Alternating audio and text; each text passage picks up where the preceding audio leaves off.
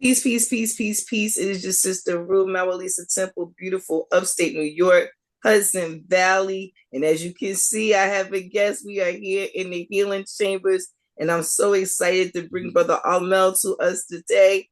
And he is going to share some things with us on about his amazing journey through herbs and healing and health, and how he's been doing this work in the community. And if you stick around, you'll hear a little bit of bonus about what else Brother Almal is doing in the community. So, Brother Almal, this is your first time here on the Healing Chambers. Thank you so much for being here with us. You know, when I was reading your curriculum vitae, your resume, I was like, wow, this is such an expansive brother. And so I said, how can I summarize everything that was said in there? And if I had to pick a few words that stood out to me, it was progressive, it was ready to take risk, it was willing to think outside of the box, willing to be controversial, willing to be right there, boots on the ground and doing the work and really loving, uplifting, fallen humanity through your own journey. Now, did I get that kind of right just a little bit? That was it. Yeah. That was a good summary. I say, well, Brother Almal, I'm going to turn you over to the Healing Chambers community. Please introduce yourself. Tell us where you're from. Tell us a little bit about your background and how you guys started on the healing journey. Okay. So, peace to everybody. My name is Almal, Rahm L. And I'll break my name down to you because my name tell you my story. All right, so Almal is a Kemetic term that means oneness, because all I see is one. That's the foundation of my basis. So because I live in oneness, I have this certain level of peace that I've gained because there's no enemy. It's just the inner me. You feel me? So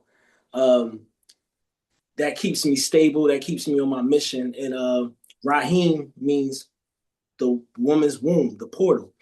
That's where I'm from, or that's the entrance that I came from. You feel me? So that's my home base. And El is singular for God, and Elohim is plural for God. So you feel me? I know who I am. I know where I'm at.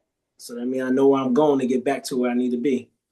And I was born and raised in Neptune, New Jersey, for a purpose. Now that I'm more aware of where I'm at, I know why I was born and raised in Neptune, New Jersey. Like, it's a divine reason. So growing up in school, in the polls, I won like most unique, meaning like everyone in my class, well, majority of my classmates noticed that I was different. I get called oddball, weirdo, but that just means I'm a weirdo. You know what I mean? So those was my titles, a nerd and all that. Like, but I was just amongst many. So just growing up, I always had this deep capacity to want to assist somebody, feeling like I got all the answers. Like I'm not the guy that could say I don't know. I couldn't say it. It's not in me. Like, I figure something out. And because I know how to figure something out because I know where I'm at. I know exactly how this construct is, how it functions, the laws of it, the settings. I know the settings of this matrix. So I have a different level of confidence I carry because of that. And yeah, I had a paranormal lifestyle. So I deal with paranormal healing. All right, can you tell us a little bit more about paranormal healing? Yeah, so they say the saying, as above, so below, as within, so without. I'm more into the things people scared to acknowledge. Like I said, I'm down for the controversy. I'm down to get to the root of something. I'm not a surface level thinker, and I only can say that because I'm not human. I just look human.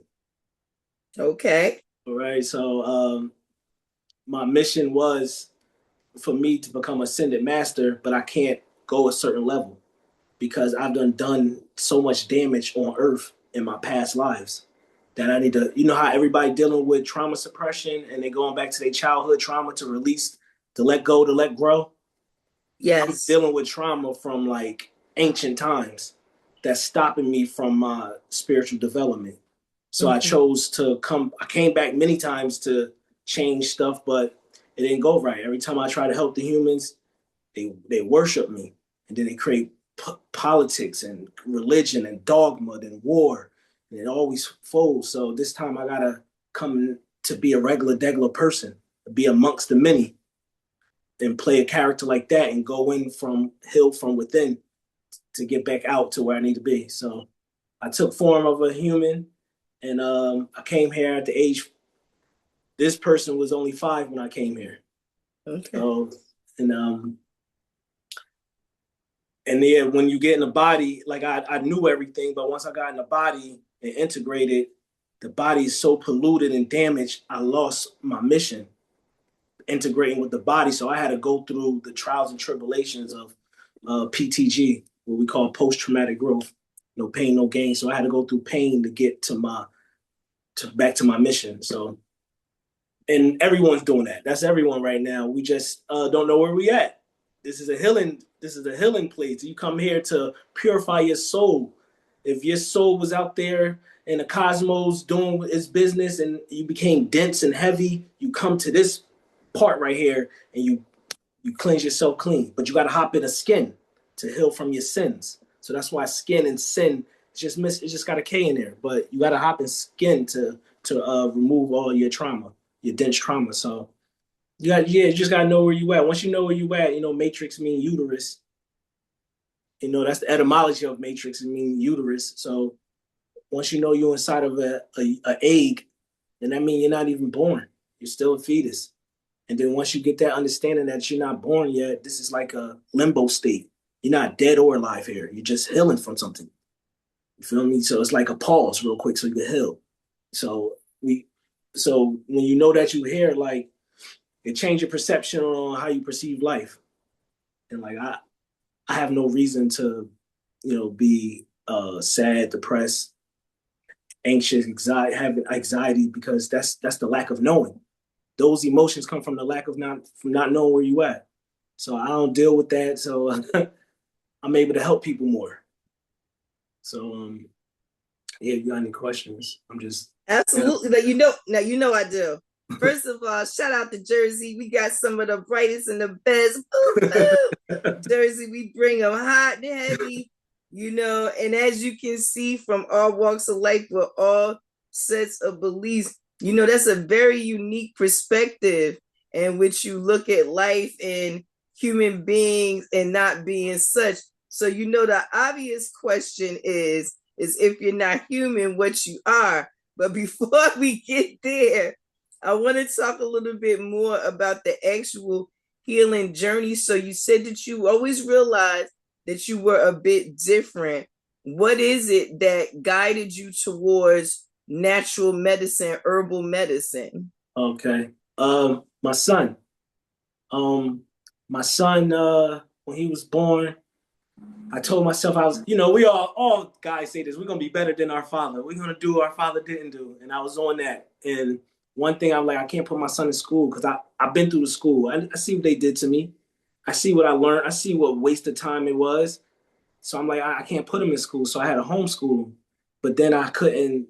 I didn't know a lot of stuff. So what I'm gonna teach him? So I had to really start studying for the sake of my son being able to be amongst people and be on a level and not go to the school. So I started studying how the body works. And I started with cartoon TV shows. It's called How the Body Works on YouTube. Me and my son, I would watch it first, and then I would sit down with my son and watch it. And I was just really planting seeds in his subconscious mind. He's like 0 years old, and I'm showing him this stuff. So, but yeah, I started early with him, and one day I remember we was walking outside. He was like 1.5, and he was walking outside, and he liked to laugh at me getting hurt. Like when I hurt myself, that's comedy to him. So I caught on to that. So I would do silly things to myself to get him to laugh. And I remember I was I ripped a piece of bark off the tree, and I was gonna act like I was gonna bite it. to get him to laugh. And I actually did chew the bark and all that. And then later that day, I remember I had a very unusual bowel movement. And I'm like, it was like diarrhea. I'm like, what can that came from? And I was sitting back, oh, I ate that bark. So that's why I realized, okay, this stuff will detox you. So I started studying herbs, and I didn't have a phone. So I didn't have no phone. I threw my phone away because I got chronic radiation sensitivity. I can't, I can't hold on to a phone that's 5G and up. So that's why my flip phone is this. And I got this on the back. It's an EMF sticker. Like I can't even, when someone called me, I got to put on speaker and still put it down. Like it affects me bad. So I'm very sensitive. So, and I had a headache for a whole week because my phone cracked and I was still texting on it. And the lithium battery stuff got on my finger and I had a headache for a week. And that's why I threw my phone in the woods. So I went a whole year without, that's what I want to tell people to do. If you want to reset your life, turn your phone off for a year. You're going to go back to Mother Nature. You ain't going to have no choice. You're going to go right back to Ma'at. And you're going to reset, replenish, and restore yourself like that. So that's what I did. I threw my phone away. I was forced to go outside now and be in nature. And I started looking at the trees and stuff differently. And I just started studying herbs. And then parasites will really push me to try herbs out. But once and I didn't learn all this from no humans. This is from me having a UFO sighting and then having communication with extraterrestrials and then them telling me this stuff. They telling me I got worms in my rectum. They telling me to detox parasites out of me. And they telling me they like nudging me to look into certain things, get certain books. And that's how I started really getting into herbs because I needed to get those pestilence out of me. And I started learning red clover, wormwood, sarsaparilla, black walnut hull, green walnut hull. Um, these are some stringent herbs that'll pull parasites and their eggs out, and it'll change your life because parasites take over your perception. They take over your emotions, your urges, and you thinking for yourself, and it's a parasite thinking for you. It's telling you to eat that Snicker, to eat those mini donuts. That's the parasite. You feel me? Because you just want to eat fruit and herbs. That's your natural nature. That's your natural instincts to eat a fruit and herb, to forage for fruits from. But something's blocking our natural movement, and it's because we got physical, mental, chemical parasites in us. Mm, mm.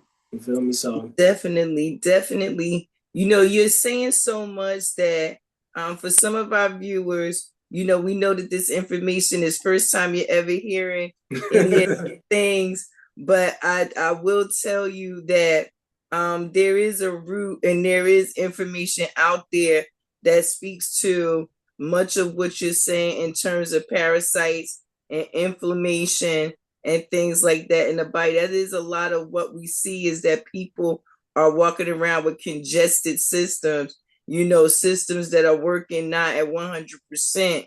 And the fact that we've learned to function on these lower functioning systems is almost like it's just natural. We're used to being sick, used to being tired, used to being, feeling sluggish and things like not realizing that that's not our natural state. So the work you do in the community, how did you start doing work, or should I say, did you start working on your own health first in terms of, you said detoxing these parasites and things like that? What were your methods of research and what were your findings?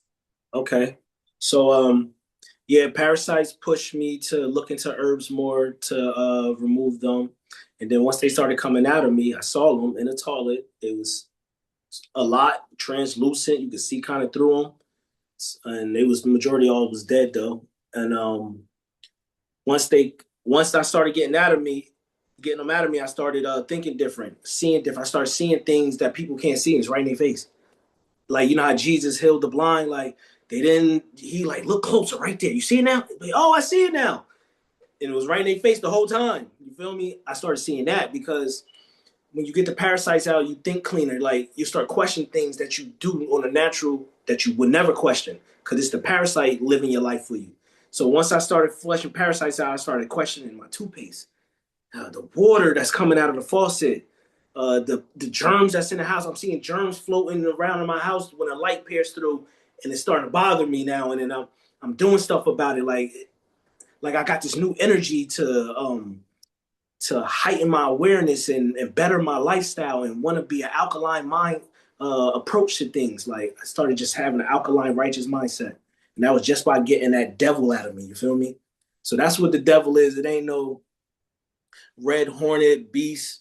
It's a creepy crawler that's living within you, that's controlling you from the inside out. So um, I got into studying the elements. I went back. I had to go through the unlearn, relearn system. You know, I had to reprogram myself and forget everything that 12-year daycare center taught me. And I started just studying my own thing. I graduated from YouTube University. You feel me? So that's where I go to, and I didn't use YouTube just to listen to music or watch funny things to make me laugh. I was watching 21 videos, 2 hours a piece of Yale, someone recording a Yale session in college, and I was going to Yale through YouTube. You feel me? And I was learning introduction to psychology, all like that. So I was studying the mind, why people think the way they think, and I was using the why. I wasn't using what, how, or where. I stuck with the why, because the why gets you deeper to the source, to the root. You feel me? Not what happened, why it happened. You feel me? So I started chasing the why. Like I think that's because how I was born. That's like the millenniums, second wave. We asked the why Right. question. So Right. so I started studying the elements, because the elementary they supposed to teach you the elements, but they don't. So I'm like, let me go back there. Let me study the elements, the metals, copper, iridium, platinum, gold, silver. Then I started studying it. And I noticed our ancestors used to wear it, not because it made them look good, because what it did to them when they consumed it. So I'm like, oh, let me drink the elements. So I started drinking copper, gold, and silver, and just observing what it's doing to my body. And gold and silver changed my life. Gold made me see even better. Like it opened up my third eye completely. Like I see all the BS for what it is. Like I got some new lenses on for real. And silver healed me from skin conditions I was dealing with that the doctor said I'm gonna die with. Healing me. I had psoriasis in the back of my neck, gone, heal all that silver. So I noticed gold was for the brain to heighten your awareness, and silver was for the healing of the nation, the healing of your body. So I tried to go buy gold and silver, but gold was too high, so I just bought little squares of 9.9 silver, and I bought I ain't buy no generator. I had a lamp. I took the wire from my lamp, I split it, created a negative and positive. I got 9-volt batteries. I clicked them together. I put the negative and positive on it. I put the other side into a jar with distilled water. I put silver in there, and that's how I was creating silver. And I was drinking it myself, healing my dog, healing my son. My son never been to a doctor day in his life. I've been his doctor. He 11. Never been to the hospital. So I've been healing him from all his issues with just silver and peppermint essential oil. Those are my two go-tos. So yeah, silver, I started giving it away for free, because I would just want to show people how powerful this shit is. Like I want to show my people. So I'm giving it out for free, and people getting their testimonies. I'm building up testimonies. Then that started my business, Universal Healing Colloidal Silver. Wonderful. Yeah. Wonderful. Wonderful. Wonderful. You know, I tell you, you have to when it comes to healing and health in the Western world, I would say you have to be so brave. And you have to be brave because they have done everything to make you think that you are not qualified to care for your own self. Mm. You know, I will tell people that, you know, I have always been a deep thinker, and always asking questions, but I didn't get into health until something went wrong with my own. And I realized in those beginning stages of being diagnosed and being given a regimen, of healing and all of this stuff, I realized quickly that we had been programmed not to think. We had been programmed not to ask questions. We've been programmed not to doubt anything that anybody outside of ourselves that had a white jacket and a piece of paper on the wall tell us, regardless whether they've had results or not. That's not even the point. The point that they are more educated than you. We are supposed to just do whatever they say. But then we have a brother like you walking around doing the experiments right there in his own kitchen, getting results and walking out and saying, here's this thing you can try. And people will look at you, be like, bro, I'm not putting that in my mouth. You want me to drink silver? Where did you go to school at? Yo. What's your degree in?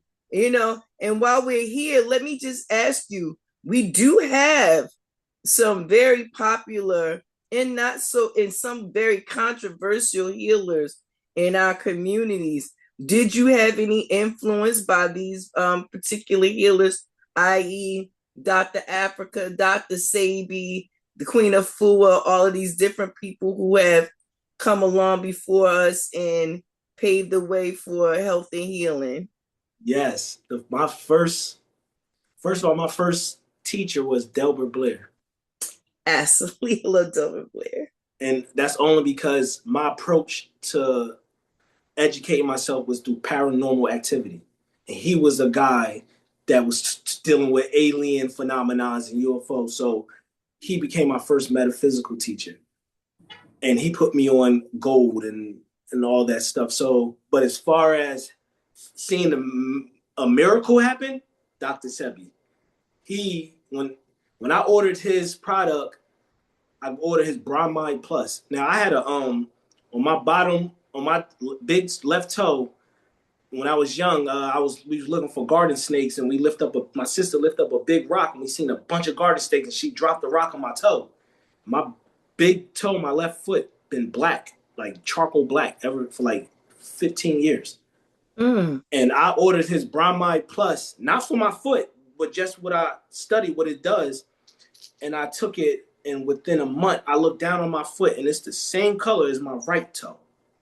Back to bounds. I blew my mind. So that's one time. And then I never been to a dentist before. Never had my mouth done. And my wisdom tooth would shift into my gums like every 4 months. They would just shift it, and it'd be the worst. You probably, I know you felt tooth pain. So I fainted one day. It made me faint for like 4 seconds. It was that bad, and I had to do something. And I ordered Dr. Sebi tooth powder.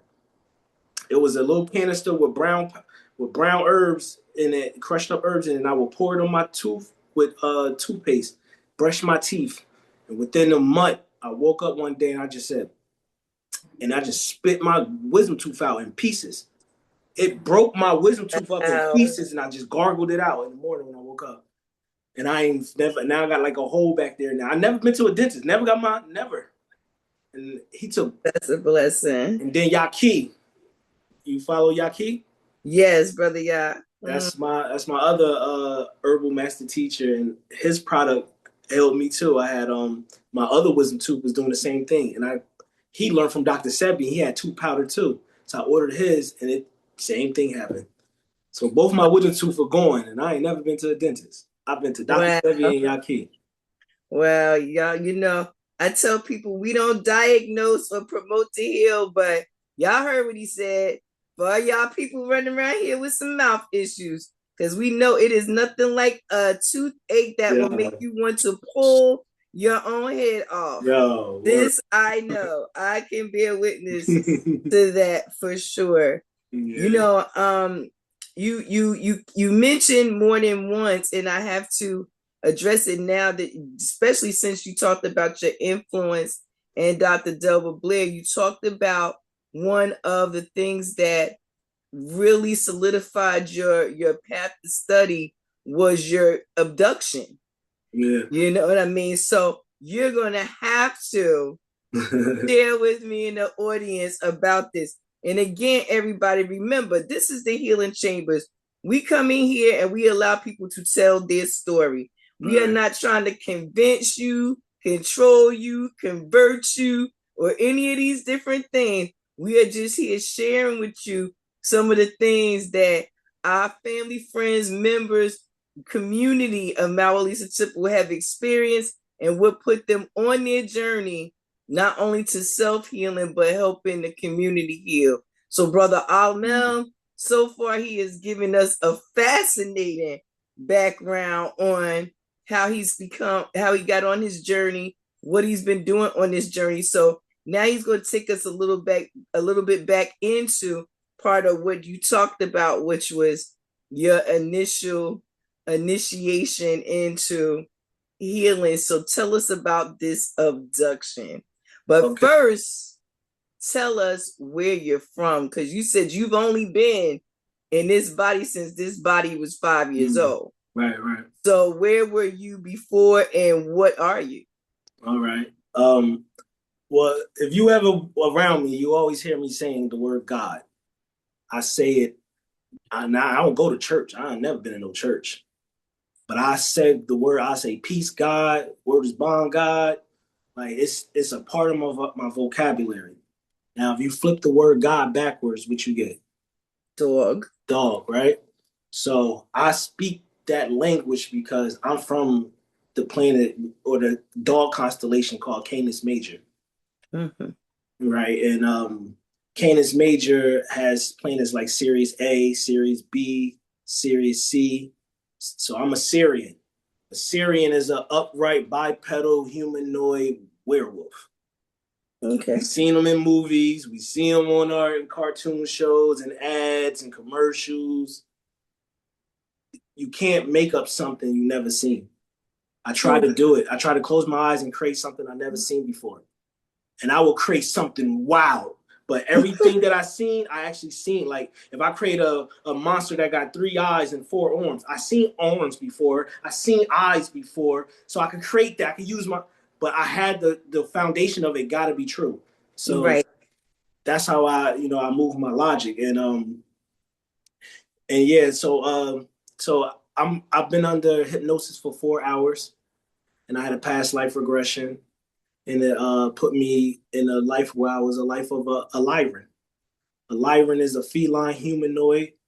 They came here and seeded Earth and created humans and did all that and left. It's a lyran system called the man system. It's light years away, and I came here on a mission.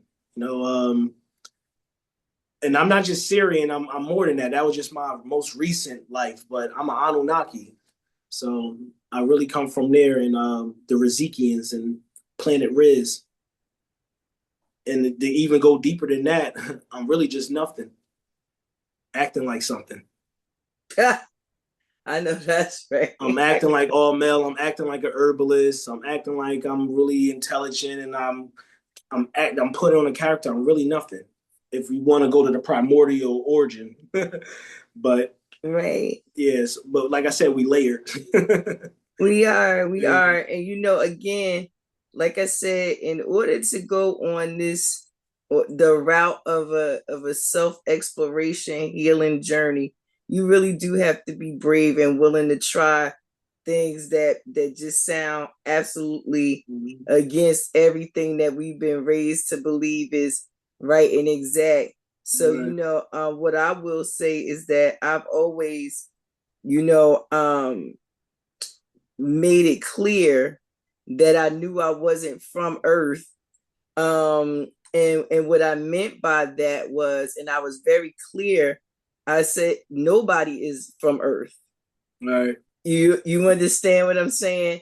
Nobody is from Earth. You've never seen a person pop out of the ground and Earthling. You know what I mean? So that means you came from someplace and you going, and they constantly telling you going someplace. So if I'm going someplace, that means I came from someplace before I was here. So I mean, just in that logic alone, I can't say to somebody, you're not from here, because we're not.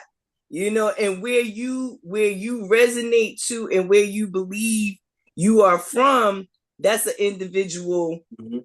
undertaking, and you know, a journey for people to take for themselves.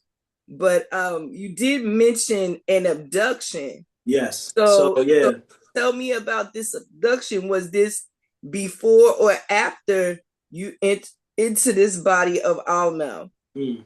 Uh, we let's call it a communion. Okay. Abduction, you know, they take you, you ain't coming back. Right. So Okay. all right, so I was having contact, communion. Before I came here, I was in I say it's a globe, and then there's spirits or light beings around the globe. They all dressed in one cloth, and they all discussing. They all talking about me and what I'm about to experience once I go in this globe, this galaxy, this globe that has galaxies and solar systems and constellations. And they all telling me what I'm going to experience, what I should prepare for, and I'm listening. I'm just listening. And then after they done talking, I say, all right, here I go. And then I jump in the globe, and then boom, I hop in the body that's 5 years old, that's sitting in a stool, and it's sitting. The child is sitting in the stool and spinning around in the stool, just listening to itself talk. And that's me trying to hear my voice for the first time. So I started off as a 5 year old at my grandma's house, sitting at her stool in her kitchen, and I'm just saying words out loud because I'm trying to hear how I sound for the first time. So that's when I first came in the bodies. Um, and then they will come and check in on me, but it won't be my ancestors. It'll be like missionary people, people they sent to go do it. So it'd be like a gray alien. And because I'm not aware of what the gray alien just here to check up on me, I'm scared of it. You feel me? I perceive the I'm seeing it as an abduction. You get what I'm saying? And it is really a contact. But I'm not. I don't have. They not. I don't have. Once you get in the body, you lose your memory. I had full memory of what I was hopping in the body to do, and I lost it once I got in the body. And the vaccines didn't help. The vaccines put metals and all that block my light, so I can't get the transmission. My channel not there. You feel me? So I had to work to get to channel back to my ancestors.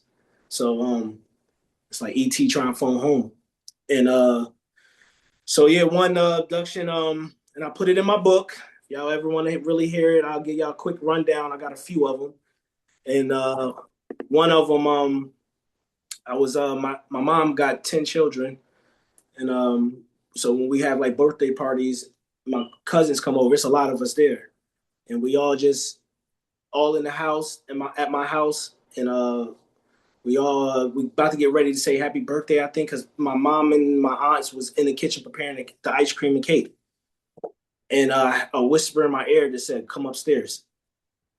And I went up. I can't even tell you why I listened to it so well. Like it was like such familiar voice. I had to go upstairs. I ain't even questioning what just said that to me. Why am I listening?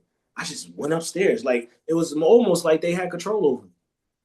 So I just go and I'm like probably like 6, 7, living in Asbury, 4th Avenue by Bradley Elementary School. So I go upstairs and my mom used to have all the lights off because you know she's saving on bills. So if no one upstairs, all those lights is off Always upstairs. off. Yeah. Yeah.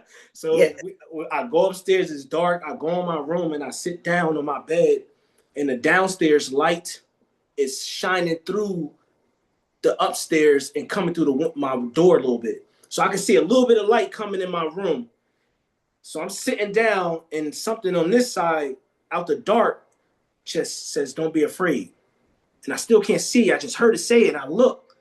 And then it started getting closer, and then the light that's coming from downstairs into my bedroom door is hitting half his face. And it's like a monster. I'm like, but I can't move though. I can't move. I'm stuck on my bed. And then I blank out. And then I come back to reality. I'm at my front door watching everybody leave. And everybody saying bye to me. I'm at the front door just watching my aunts and my uncle, my cousins leaving. Like I just missed the whole party. I don't even know what happened. I just come back and I'm at my front door. Wow. And then Now I you told my know mom, I have to ask, did you tell your parents about yeah, this? I was just about to say, I told my mom, cause she like, boy, what's wrong with you? And I just The best way I can explain it, Ma, I think I just seen something like monster upstairs. And she was like, stop watching all that damn TV. Go upstairs. You know, guys, she just sent me away. Like, and I just curved it. I mustered it up as like something I saw on TV. And I let that be my program that run in my background until I got older. When I got older, I started getting my memory back, like in my 30s. 27 is when I started detoxing my body.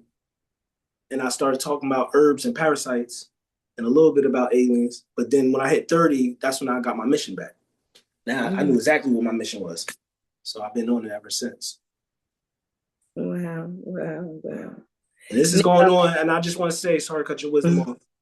I'm not the only one. This is like, they doing this, they putting apartment buildings together for that purpose, not to just group everyone up. They want to do mass abductions, mass communions at one time. Just like we call it projects, but to them it's a science project.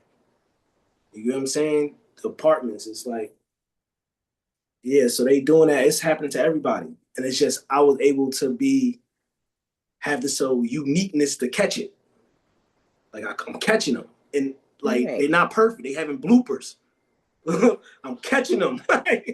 You know what I mean? So I see that. But now you have to ask yourself, are these bloopers or are these the patterns? Because that was one of the things that I noticed in your curriculum vitae that stood out to me and I resonated with is being someone that always recognized patterns. Yes. I'm a pattern person. When I was young, I could see patterns and things and I didn't understand why, didn't know exactly what I was always looking at, but I could always kind of see where things kind of linked together. Yeah, what, and it didn't always necessarily do that. And as an Aquarian, you know, they already thought I was putting goofy stuff together anyway. So, you know, because of that, I'm a polka dot and stripe person. So, you know, they'd be like, oh, she can put anything on thing and see a pattern in anything. And I do think that when you are looking for something, you'll find it. But again, some of these things are undeniable in what we see because we're not the only ones seeing it. Right. So either we're mass delusions, either we having mass delusions, or something, we're seeing something and it's not for everybody to see. Right. You know, when we were growing up, you know, we heard them say, well, for those with eyes to see and ears to hear and hearts to discern, because you'll see a lot of this stuff or hear a lot of this stuff and you really question yourself, like, what's really good? Right. Like what's really good? Right. Because, you know, one of the questions I wanted to ask you, which I'm sure our audience might be thinking too, is if you entered this body at 5, who was there first? Who was there before you got there? And where are they now? Okay, so you gotta remember I said we layer, right? So we got a spiritual body, an astral body, a chemical body, a physical body, a casual body. That's the body that you have before when the body is being created in the stomach. We call it the casual body. There's no spirit in there yet. Most spirits don't come until like a month or two before you're about to give birth, or as soon as you're giving birth. And it has it biological is already working, so it's active. It can move itself, but it mimics the environment. That's all it does. So my mom used to always say, she said, "You was a clown when you was young. Like you was just always trying to sound like somebody. You repeat what everyone say." So that's what I was doing before I was 5. I was just repeating what everybody would say. I would just, if you said something, I'll say it in a funny way or something. But then when I came to the body, I'm trying to listen to my own voice for the first time because I've been mimicking other people the whole time. So you get what I mean? You get what I'm saying when I said I was on a stool and I was listening to my voice for the first time because I've been mimicking from 0 to 5, mimicking behavior, mimicking my environment. And my mom and my aunt used to always say that's what I did. Wonderful. So I also want to say this. When I mean the paranormal side of healing, I mean like this. I'll give you an example. Say you get taken from a gray, and what they do is they got ships called ARVs, alien reproductive vehicles. They put you in a bed and they play with they geneticists. So they play with your eggs. If you're a guy, they play with your sperm, and they be putting babies in you, and you thinking, and then they couple you up with somebody, so you think it's from that person, but it's called cosmic coupling. They put y'all together because it wouldn't make sense for you to get pregnant and not have a boyfriend or be sexually active. So they got to make sure you're sexually active, so you'll blame the pregnancy on the partner. This is where they get the Virgin Mary from. Like, how was she pregnant? She was a virgin. Well, if she got abducted and they put something in her, she didn't have sex to get pregnant. So that's what was going on. You feel me? That's why Jesus was different. He was an Anunnaki. They put it here. So what would they do is they'll put something in you, and then they only need your womb to be an incubator for 3 months, and then they'll come and take the baby out, and then they got contracts with the hospital. The doctors will call it a miscarriage, but they really took your baby from you. You feel me? They've been doing this for us since the beginning of times. You feel me? 11,000 years. It's been working perfectly. And but there's side effects to this. You feel me? So when they put something in you, they want to track the growth. So they put something called an entrant attached to your uterus. An entrant is a parasite. It's a nanobot parasite, and it attaches to your uterus, and it observes the baby's growth. And then they'll take the entrant out and get the information from that parasite. But the entrant, when it's biting on your uterus, it causes uterus cellular damage. And your body's so intelligent, it will create a cyst to encapsulate that damaged cell so it don't spread and become cancerous. So imagine the entrant biting, and then the cyst comes and protect that from spreading, and then it bites again, and then another cyst create. Now you got polycystic ovarian syndrome, what they call PCOS. And when you don't do nothing about it, the cysts grow because parasites, that's a home for a parasite. So parasites can get in that and grow and become a fibroid now, because a fibroid is an enlarged cyst.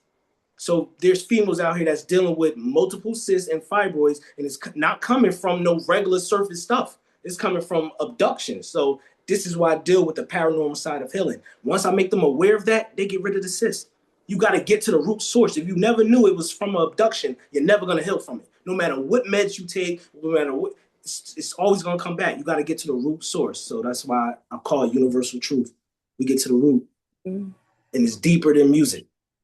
Yeah, I will say, being in the health and wellness field for 28 years, on both sides of it, being in, conventional facilities and also doing the metaphysic work, I know that a lot of times these concepts are very difficult for people to wrap their head around.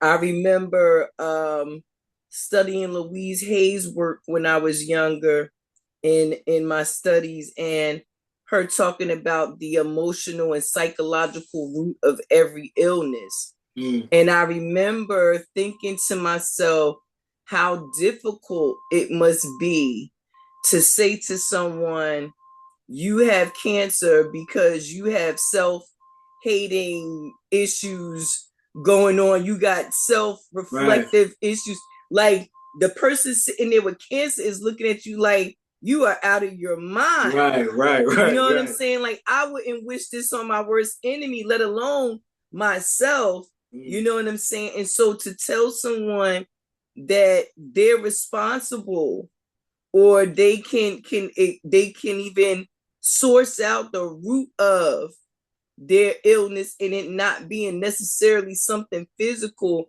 is very difficult to share. Because I mean, even for myself, and we're very transparent here in the healing chambers, even for myself, the level of frustration that I felt during my healing journey, my personal healing journey, has been way more than it ever could be for the people that I work with and help. And and I think it's much like everything else. My mom used to say the beautician never have her hair done. The nail tech Word never is have her bond, nails God. done. Yeah, that'd be The shoe crazy. the shoe man never got no decent shoes. So, the healer is always sick. Like what the, and it's like you help other people, right. and it seems like you can't help yourself, and it begins to make you feel like a fraud, or maybe just feel like your gifts were not for you, but that can't be true. You know what I mean? What you just said is an indication that you're in a fixed simulated game where there's always contradiction and paradoxes happening, and you question it so much you can't put it in, because it's a duality fixed game. If you want this, you got to experience the polar opposite to value it first. So you're gonna be both sides, and then you're gonna be seeming like a contradictor because you were just on this side, but now you got to do. You feel me? So that's how I know we're in a game. I use those as indicators. Like, okay, that this is a game. This is a computer simulated game. Look how it's set up. It's like, who would create something like this? You gotta be bored, and that's why they call it board games. What? What? What? Need a little excitement? Yeah, it's the heart failure. You know what I'm saying? Like what the? Like what in the world? I just I thank you for being so transparent, and one of the things I love to point out is that and I don't do a lot of politics stuff. Okay. And what I mean by that is I don't argue with people about politics. It's ridiculous. True. But what I'll say is this: I can remember as a young lady, people talking about being abducted, people talking about having encounters with things, paranormal encounters, and they be made to be like completely crazy, batshit crazy. Put them in the hospital. They can't possibly be, right and exact. And then a couple of years ago, we had these documents released that told us that all of these things had actually happened. And so I asked myself, who gives the apology to the person who was put in the rubber room and tested and probed and prodded and all these different things, made to feel crazy, ostracized? The people that killed themselves because they thought they was crazy, instead of just making this knowledge common knowledge, like, hey, yo, you ain't from here and you might experience some stuff. Yeah. Now, if they told us that right there, what you said, it will disempower them from having a grip on us. Absolutely. Because we would know we divine supreme beings immediately. Because the biggest secret is a black extraterrestrial that's ruling everything. That's the biggest secret. So that's why they whitewash every alien UFO phenomenon. It's whitewash. You feel me? And like, there's no black ETs nowhere, never. I always ask myself, right? I was like, this black and white thing cannot be a problem out in the middle of the universe. Yeah, like there's no way that's still an issue on planet Bleeper Blopper. You know what I'm saying? Like, that can't be the same problem. Right. You know what I mean? It gotta be like Sally got 4 noses and everybody else got 2. It's something like that. It just can't, because we are made to be so human and think so small. First of all, we think every planet got somebody that look like us. We think we can live just in this physical body, just anywhere. Try it. It's like this body is made for this planet. Right. You know what I mean? It works with this planet. Right. And sometimes the body you working with ain't even made for this planet. Right. And that's why you have some of the problems that you do, because it can't adjust to this planet. And this is why we're supposed to eat local. This is why we're supposed to drink local. This is why we're supposed to grow our own food. This is why we're supposed to keep the air, the trees around us. We're supposed to be connected to them, because this is our immediate environment, our immediate life source. that picture you have behind you is so beautiful. Mm-hmm. And you know, and I think about the bubble in which we live in, you know what I mean, in terms of, you know, we each have our own individual bubble, and then we Right. got our initial family bubble, and then we got a little bit more that expands out into our friends, family, co-workers. Mm-hmm. And this is what community is. This is what the universe is. We all one, as you said. Right. So Almal being the one, the oneness, I Mm-hmm. totally understand that, and I understand your approach to reserving that attribute for yourself and using that attribute for yourself. So I want to talk a little bit more about this you know, this connection you seem to have with the outside part of yourself, the healing source. How have you been able to talk to your clients who may have never heard anything about this kind of healing that you are recommending, and how do you begin to explain to them what we're talking about here today? Okay. I now I what I do with my clients is I off rip speak to them on an energetic level. I don't speak to them like they got a physical dis-ease. I speak to them like they got stagnant energy in their body. So they already catch on to my lingo. We're not talking about your glands, we're gonna talk about your chakras. You feel me? So my approach is always metaphysics. I don't do the physical stuff. Cause it had to happen unseen first. It was unseen, then it became seen. So I deal with the unseen. So my approach is that. So what I do is I send out what they call assessments. It's a chakra assessment. It's 50 questions that's very deep. That's gonna figure out what's wrong with your chakras. And then we're gonna convert the chakras to the glands, and then we're gonna make sense why you got a physical disease. So we start from the chakras first. The chakras gonna let me know what gland is messed up, and I can tell. They don't gotta tell me what they got. I can figure it out by their chakras. You feel me? So that's my approach, and I gotta separate their spirit from their body so they can understand how to heal holistically. Because they think too physical, too surface level, and that's cool. But you could go deeper. You get to a more rooted source, but you got to go metaphysical to do that. You feel me? So um, I like to approach them with the question, because this is a very healing question. Is your body inside your mind, or is your mind inside your body? Body inside the mind. The body is inside the mind, right? That'll be a logical, makes sense. Everyone go with that. I Mm. agree. So if the body is inside the mind, that means every body is inside your mind. And everything else that's physical matter is inside your mind, right? Because the body's physical matter. That means everything else that's physical matter is inside. So nothing is separate from you. It's nothing is separate.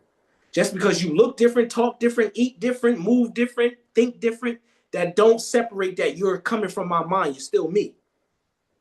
It's called a holographic illusion. So I stay there. And once you stay there, you can heal faster. You feel me? So what I do is now everything you're in a paradise. And when your paradise ain't paradising, it become a parasite. So Whew. every root cause is a parasite. So I start there. Where the parasite, I could tell where the parasite is at, depending on your symptoms. You feel me? If you had HIV, I know the parasite is in your thymus gland. If you had pancreatic or diabetes, I know it's in your pancreas. If you got hepatitis, I know it's in your liver. If you got eczema or HSV, I know it's in your skin. You feel me? If you got MS, I know it's in your muscles. So depending on where your discomfort at, I know where the parasite at. So I just gotta move it. I gotta figure out what made it come here first.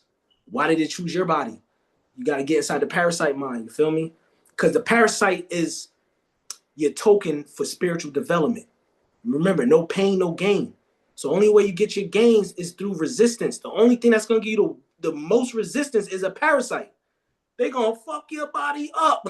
It's the root cause to all diseases. So a parasite is here to get you to develop yourself holistically. So I don't see them as a bad person because I didn't come here to be happy.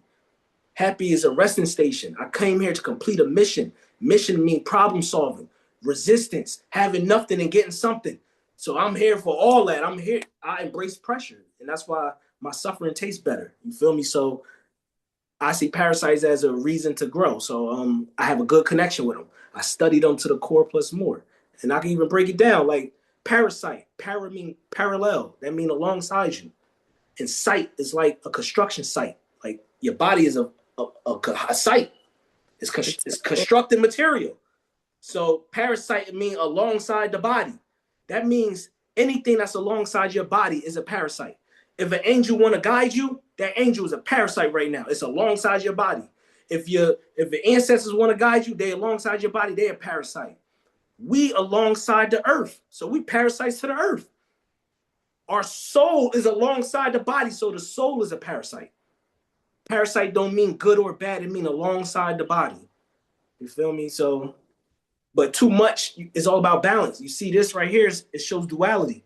Let's talk about this. I'm gonna take your mind somewhere.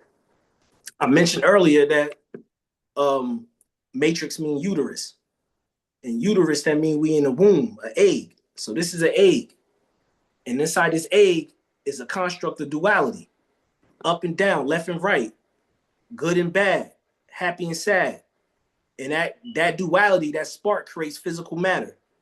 But we in an egg, so that means we fetus. We ain't born yet. And to crack the egg, you got to raise your vibration.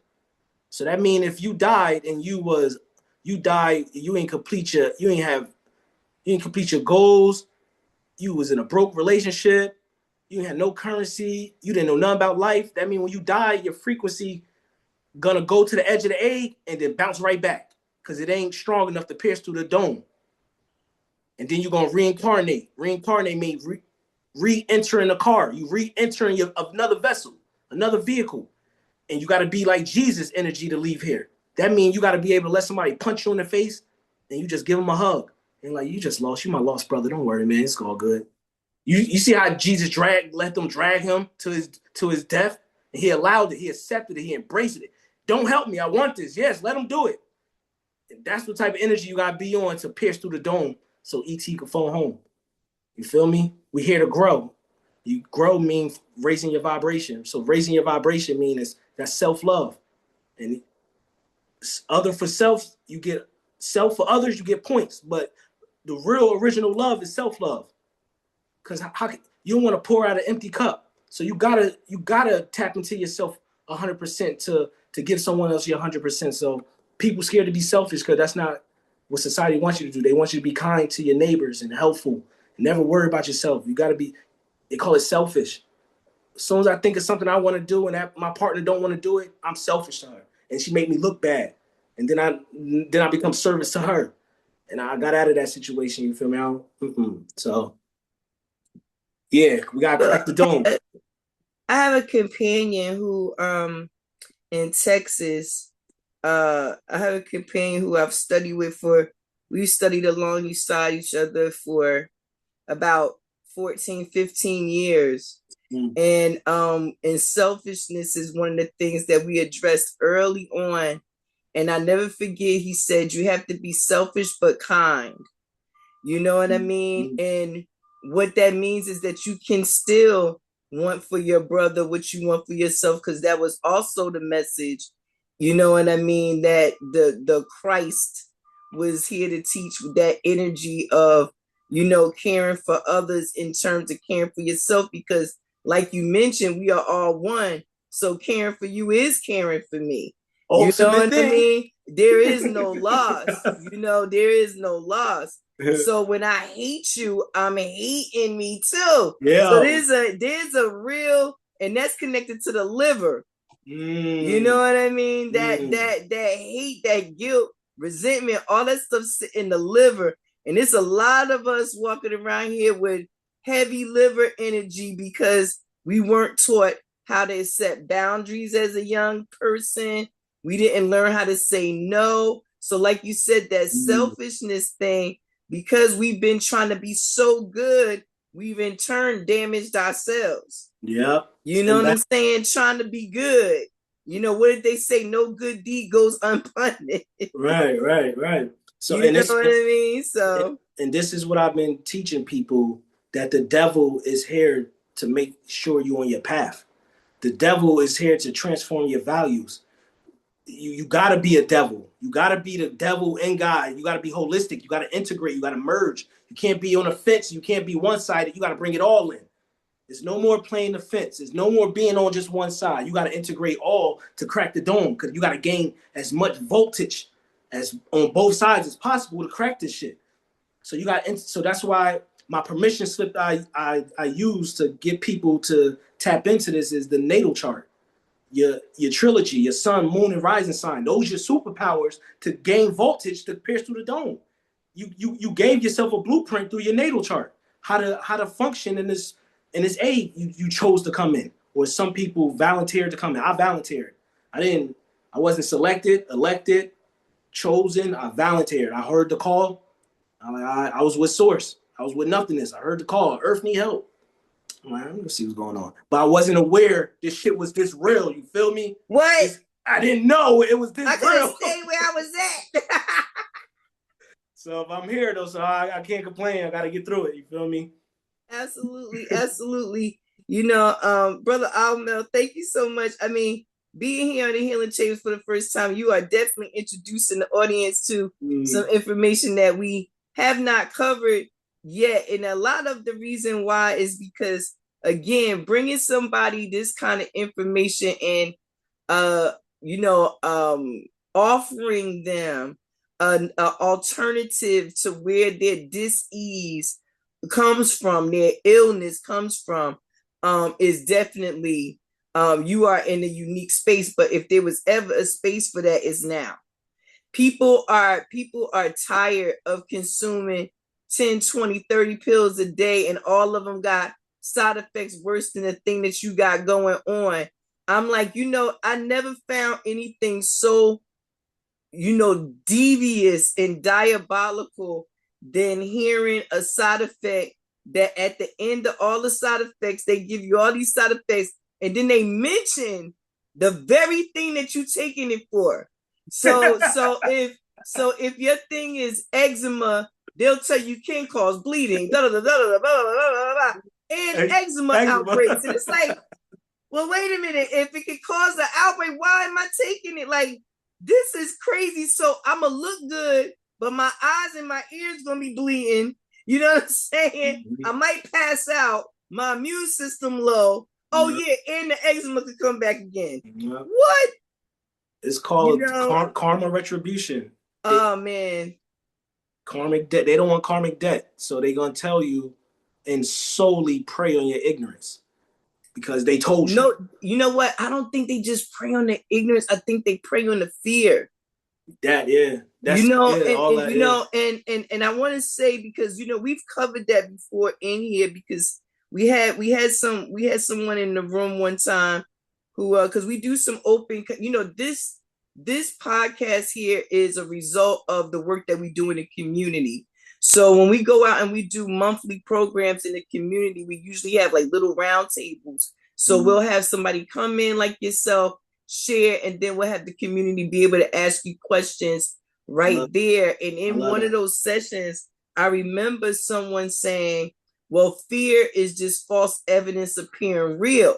And what I said to them is, if you've ever had an illness that has caused you some pain or caused you to die on the table, as they say, that's not false evidence. It happened. It happened, and I don't want it to happen again. So the fear, if you will, of it happening again is very real. It's not false evidence. It's something that actually happened. If you get hit by a car, you got hit by a car. Right. And so if you're scared of cars after that, that's not false evidence. You actually got hit by a car, so you have a rational reason to be afraid. And and I think that we make words clean and dirty, if you will. Like when we talk about mental illness, that's dirty. We don't talk about that. But now it's okay. And now everybody has diagnosis as long as your arm. You know what I mean? When I think that what really happens is people don't realize that we are having simultaneous situations happen. There's something that's happening to everybody right now, and right now, and right now, and right now. We are having these experiences continually. You know what I'm saying? And so because of that, these energies that around us, we see things like we'll see somebody have a heart attack, or we'll see somebody have an aneurysm, or we'll see somebody have a seizure, or we'll see we'll lose a loved one. And we don't understand why that person had to be lost. Right. So I want to piggyback on something you said. Please do. That was beautiful. All right, and I'm gonna give you my point of view on what you just said. So, and this is what I mean by you're right. They prey on fear, and they definitely both ignorance and fear. And I think ignorance, one of them, I think fear gives birth to ignorance. True. All right, so this is how I see it. Say if I'm gonna use what you said, somebody got hit by a car, and now they scared of cars because they experienced it. It's not a false evidence, but the ignorance is they don't know why they got hit by that car. So if they knew, because look, say you get hit by a car, now you both of your legs, your whole body in a cast. You at home and you used to go out and party every day, all night. Never set with yourself. You always out with your friends drinking. Now you home, you can't put no poison in your body. You got to sit with your own thoughts. Because you did that, you spiritually developed yourself. You became more spiritually attuned, more aware of yourself. But look what you had to go through to get there. You had to get hit by that damn car. But and if you could put that together, it'll get rid of the fear. You feel me? And it'll be awareness now, because awareness is I used to say knowledge is our power. The application of knowledge is our power. Absolutely. Not just knowing it, because you could be an info junkie. It's applying it. Yeah. So that's what I mean by I think I had a little bit of that. I think I had a little bit of info junkie. Yeah, and the reason I say that is because, it goes right back to what you were saying, though. This is on a research level. For me, becoming an info junkie was a little bit like, well, I know, I'm going to just say 10. It's 10 papers out here that talk about said thing. I can't take one of those papers and say it's the absolute truth. I got to study all 10 of the papers. Okay. You know what I'm saying? I can't just take one paper and be like, oh, this sounds legit. I'm going to stick with this. This one is right and exact. Right. I'm not saying it is or it's not, but it doesn't take away from the legitimacy or not of the other 9 papers. Right. So me studying those other 9 papers is not me just trying to consume information, in as much as I'm trying to consume information that'll work for me. Because out of those 9 or 10 papers, none of them may work for me. I may need a 13th paper, and that 13th paper may be one that I have to write based upon those 10. I see where you're going with that. You see what I'm saying? Yeah. So when I keep consuming, sometimes it's because I haven't gotten enough to walk away and write with. Because that's what happens for me is I'll read and read and read and read and read, and I'll be like, enough. All right, now I got to go do something with some of this. You know what I mean? Or I'll be going along and I'm trying to do it as I'm going, and I'll be like, enough. I gotta try this more than 5 days. Because that's another thing we'll do. We'll try something for 3 days. I'm guilty. Try something for 3 days. This shit don't work. And then you're done. And now but it's frustration. Because you've tried so many things and nothing has seemed to work.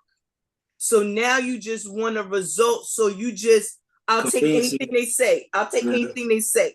Yeah, they got us programmed on conveniency. Like, we seek conveniency, comfort, quick comfort. Well, I mean, pain is real, bro. That's mine. You know that. Like you said, you had that toothache. You was willing to rip your own head off. I know I've been in some pain that has made me question my whole existence. Like, why am I even here, yo? I think about some of the things that I've gone through. And I say, if something was going to kill me, it could have been killed me. Why is we here playing this game? Right. Those indications of supreme being. Cause I know you was in that situation in the midst of it. You like, that's over for me. How am I gonna get out of this one? What? And look, you got a story to tell. You a supreme being. Ain't no other way I see it, guys. Look, going through a story right in this moment as we speak. But brother Almal, all right, so talk to us. You get the people to diagnose, you give them these questions, you go through, you start to work out what may be going on. So what is the next plan of action when you're working with your clients then? Environmental factors. We gotta adjust the environment to fit where she wanna be at, what she wanna look like. If she, let's say if she got skin condition issues and she wanna better her skin, environmental factors would be what laundry detergent you got in your house. You got a filter on your head shower. You got 2 filters on it. That's what you need. You need 2 filters now, because like a lot of people, they don't know the water from your shower head is flooded with fluoride and other chemicals that they put in there to keep the pipes clean, and it just get all over you. And then a lot of people got a lot of back breakouts because they let the water hit their back the most in the shower. You feel me? And they'll blame that skin issue on, the weather, allergic reaction from food, but it's really your shower just trashing you. So subtle little things that's effective like that. There's things in your house that tells a story. Like you'll see a pair of jeans and you could think of a story of you wearing that jeans and you got in a fight with those jeans. Those jeans you need to remove because they're gonna trigger you to go into a low vibratory state. So you gotta start cleaning house, shifting your environment to match your frequency you want to be on. Don't be around anything that when you walk past it, the frequency of that, like a picture of your ex. Every time you see it, you think of him cheating on you. It's gonna lower your frequency. Get that picture out of there. Replace it for a higher you. Put you on there. My altar is my picture of me. I don't got nobody else. It's me. It's all one. I ain't gonna go outside myself. Straight. You know what? I want to jump in for 1 second and say this. Yo, you spoke to something. You spoke a word, and I'm gonna get rid of these pants. after June 1st, I am gonna get rid of these pants. Yeah. So my oldest daughter will be 40 on June 1st. Okay. Right here, I have the pair of jeans that I used to wear while I was pregnant with her. And after I had her, I've had these jeans for 42 years. 42 years. 42 Crazy. Years. First of all, shout out to Levi's. They ain't giving me no money on this, but my button fly Levi's, they the truth. You know what I'm saying? Word. But these jeans, I have had them for 42 years. I still wear them. I can still fit them. I never really put them on. And I remember thinking to myself one day, I said, one day I'm going to give her these jeans. But when you talk about the energetic aspect of it, when I really think about it, that was one of the most confusing, tragic, scary, run for your life times in my life. Yeah. In my life, my whole life changed after that. And I've been carrying these damn jeans with me for 40. So when she turned 40, she know I have them. So when she turned 40 on June 1st, I think I'm gonna put them on. I'm model them, and then I'm gonna hold them up, and I'm gonna cut them up. There you go. Let go to let go. And we're gonna let go of them jeans. Maybe she'll be better for it, and me too. But that just made me laugh because you're absolutely correct. You know what? You don't think about the little subtle things that you have that's in your environment that may be throwing off the frequency. Right. That may be throwing off the frequency. Okay, so you get them to acknowledge their chakras, these systems. You get them to acknowledge environmental possibilities. What's next after that? My main thing is to help them find purpose and to let them know everything is their fault. because once you stop playing victim, you stop pointing outside yourself, you get to resolve the issue faster. Because if you point outside yourself like it's their fault, then you're gonna wait for them to try and heal the situation. So when you stop playing victim, because you can't play victim and be a god. You know what I'm saying? So everyone gods to me. So I gotta stop them from playing victim. So, and it's a challenge for females because you gotta tell them that guy that molested you, that's your fault. Oh, it's my fault. He held me down. He closed my mouth. He forced me to do it. It's my fault. They're gonna go crazy off that because the trauma that they suppressed is gonna start coming up, and they're gonna be speaking in emotion and not logic thinking. You feel me? So I've been having to find angles how to approach that. Like, and all my clients, if we talk rooted stuff, is they've been touched. They've been molested when they was young, and it's I didn't know the number was. I didn't know there was so much going on until, because females won't talk about it. But And males. yeah, And males too. Yeah. For real. children are definitely prey Yeah. for a lot of sick people in this world. And it'd be the family members. Yeah. So, And you know what? You know, that's not a conversation for right now.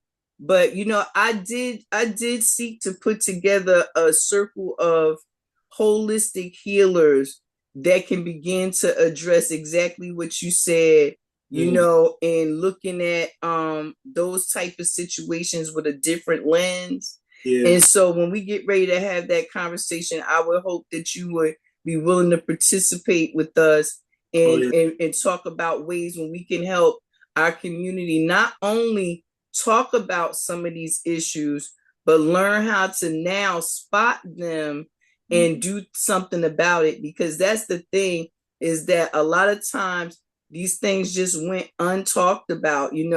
It was what happens in the house stays in the house, and pretty much, family secrets will keep you sick. You Right. know what I mean? Because you are only as sick as your secrets, because they eat away at you. Yeah. You know what I mean? They eat away at that consciousness, that state, that space in you that could be doing a lot of or should be receiving a lot of love Right. and healing. And because it's creating fibroids and cysts in people because they allowing that trauma suppression become cellular trauma. And then that's when they start growing cysts. And then it's a trickle effect because that become a home for parasites. Because it's inside that cyst is trauma. That's toxic. That's a parasite only could thrive in an acidic environment. So that's a perfect home for them to leech on and then utilize your trauma to feed. They'll trigger you to have trauma moments to lower your vibration so they can feed because they need to feed in a low vibratory state. So like, yeah, these parasites is not only we got to go back to the parasites because that's my root source to healing yourself fast. And I got so many different regiments and protocols to get them out of you because they smart. They evolve and they live parallel. Yeah, and again, evolution of a parasite is a gray. The gray aliens. That's a worm with arms and legs. Wow. So Never heard that. Yeah, and they amongst us. Never heard that. Never heard that. That was going to be my next question to you was, so when you talk about these parasites, I think of a specific part in the movie of the Matrix where they dropped the thing into his belly in a car. They dropped it in there and they was trying to grab the parasite and kill it and bring it out. Thought about that specifically. Yeah. But now,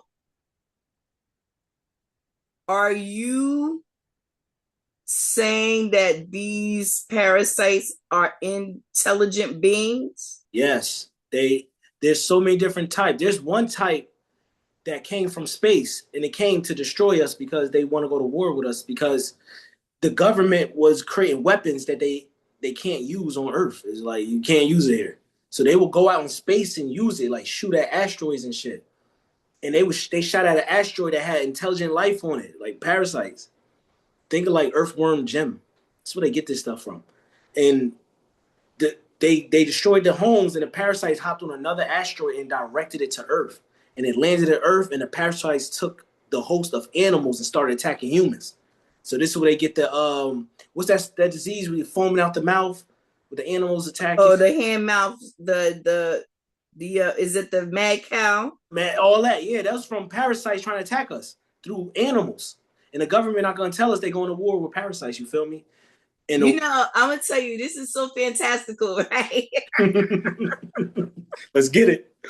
This is so fantastical because all of my Healing Chambers family knows that I'm a big comic book fan. I love, I use a lot of anime. I used a lot of anime and comics when I was homeschooling my children, because if you ever really want to see the evolving of a soul, or the story of a of the one that becomes the one, those are the stories to tell. Okay. But the parasite as a thinking thing, with a mission, that is so fantastical, that is a hard sell for people.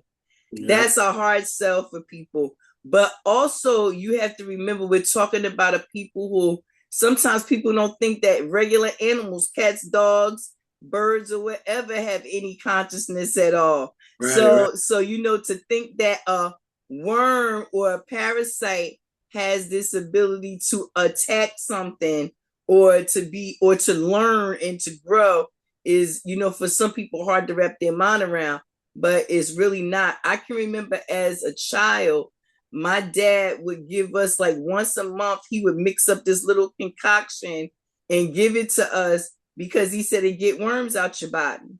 Right. Tapeworms. So if you had a child who was always just constantly consuming, they said they had a tapeworm, and they would give them this concoction, and next thing you know, it is what it is. And a lot of us come from families who did practice the art and skill of removing parasites from the body, but they didn't have a name for it like that.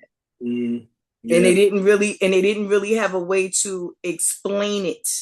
Right. And they definitely didn't explain it as alien beings. Right. You know what I mean? And so for that, I think that that's the part where you not lose some people, but you get them to have to stretch their mind a little bit more than they've been willing to do so in the past.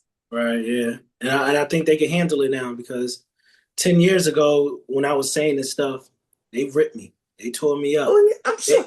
They the reason why I threw my phone. I've been ripped a chance or two once in my life, so yeah. So now everyone coming to me for answers and willing to pay to hear me talk about it. I held it down all the way. I stayed strong through the fire for sure. I just had to wait the time. I was ahead of my time, so I just had to wait it out. And a lot of times, you know what? And a lot of times we, logically we would have to be ahead of our time. Yeah. Because you could, a lot of this stuff you could not be doing in real time. It's moving too fast. Right. It's moving too fast. It's too many working parts. Mm-hmm. You know what I mean? Too many working parts. What I will say is that a lot of the work that needs to be done, it feels so massive, especially when you're one person in your community trying to do your part. But, before I move forward into how you're spreading that message, do give us some more of this protocol, so we go through this process with you of the chakras, the environment, recognizing. So do you, in your work, do you diagnose the specific type of parasite and how to get rid of it, or is it just that they're parasites in general and you learn how to clean the organs from those particular types of parasites? For the ones that give me their blood work, I can identify what type of parasite, and we could get to a protocol and healing way faster. Mm-hmm. So if I read blood work like to the T, like I break it all the bacteria, everything down to you, all the stuff the doctors won't tell you, I'm gonna tell you exactly what's going on. Because life is in the blood, so you could find your storyline in your blood, but you just gotta know how to read the blood work. You feel me? It'll tell you where the parasite been going, laying his eggs, where it's been settling and resting at. It'll tell you. You got to think about it. The people may find this far-fetched or hard to fathom, but it's really not, because the symbol of the parasite been everywhere. It's been in the Bible as a serpent. It's been the dragon in China. It's been the Indian people called them the Naga tribe. The Nagas was a serpent being. You remember Chucky when he was like, "Day da do day Dimbala." Dimbala is a Naga guy. He was half black, half serpent. He was a reptilian. He was a serpent. He was a snake. So, and then the hospital, they used the two snakes entangled to symbolic for medical. Caduceus. Yeah, but Caduceus got two snakes, right? Yes. Now, what about the ambulance truck that got one snake on the sticks? Mm-hmm. Like, people don't understand what that means. That's symbolic. To me, Mm-hmm. that's a parasite in a vaccine stick. And they put Yes. the worm inside the vaccine, and then they give you the worm, and then your annual checkups is for them to see the progress of the worm. They're not going to tell you that, but they want to see how far the worm got in your body. What did it create? What was you eating to help the worm get even further? Because they put the ingredients that's in the food, like red 10, yellow 20. Those, we call it hut. It sounds like they run in a football play, but Right. we call those food for worms. That's the ingredients to keep the worm inside you thriving. The sugar and all that stuff, the words you can't spell, 15 letters, those for worms, not for you. And Wow. everyone got in on this. They already know they can't kill us, can't destroy us. They can only control us. And mind control is from putting a parasite in us and controlling us from the inside out. And that's the new world order. It's transhumanism. So they put nanobot parasites inside of us and calling it fiber. And this is what COVID is. COVID was them putting nanobots in us that gave us flu-like symptoms. You feel me? And we did the testing. Even my galactic family, they came and took 10 vaccine vials and took it on a spaceship. And at a 8 out of 10, they found a creepy crawler in it that looked like a face hugger off of Alien. The movie Alien is called Face Hugger. That's what it is, a squid-like little microscopic creature they found in 8 out of 10 vaccine shots. So, and then this creature go inside you, and it's like it's shoot webs of fiber, and it clogs your blood up, and people having heart attacks because they getting blood clots in them. They just having seizures and falling out. So, this is fascinating, information, and this is why I have been in this field for as long as I have, because I mean, you end up with more questions than answers always, but the answers be blowing your mind. Right. You got to be willing to be open to get some of these answers. And I just want to say, you don't have to agree with everything that someone says, but that old saying, eating the meat and spitting out the bones, right. Whatever you want to call it. Eating the fruit and spitting out the fruit. The pit. I don't know. Whatever you're gonna do, extract from this. Extract from this what you will. You know what I'm saying? To begin to look at your own journey a little bit deeper. So when we get them to this point, is this now where we start to begin to put together a protocol? Right, and this protocol, is it just diet, or is it diet, herbs, or is it a herb regimen first and then diet? Okay. Herbs is the last thing I offer because that's the physical part, right? So I say the body is like 80% spiritual, 20% physical. So my approach is always metaphysical. I get them to, I find out their blood type, and then they will eat food. They will eat food based off their blood type, because you'll heal faster. Your metabolism will break things faster, break it down faster, because it enjoys it. But I would, what I would get them to do is, because you got to open up your pores. You want, if a client got toxic all in them and they dealing with chronic inflammation, then it's about opening up your pores. So I got to challenge them to do things to open up their pores. Go do sauna sessions. Create a sauna in your bathroom. Go for a brisk walk. Work out. If you don't work out, you die. you have early death. That's just scientifically proven. If you don't exercise, you have early death. Because you got to constantly keep your lymph moving. So your job is to move your lymph. And the way society is programmed for Black people, dark people, we more still than mobile. We sit down all day, then we get up, go outside just to hop in a car to sit down again, drive somewhere, walk out, get in a building, sit down. We're not moving. We're not moving our lymph enough. So the food that we eating now is getting stuck in our body. When we was young, we was running around all the time. So our lymph was moving. So we was eating McDonald's like nothing. Our body just breaking it up like boop, boop, boop, boop, boop. We got a faster immune system, but we're getting older. You know, after 30, the bones do you dirty. So you got to really stop. You got to stop eating 3 meals a day. That's a sad diet.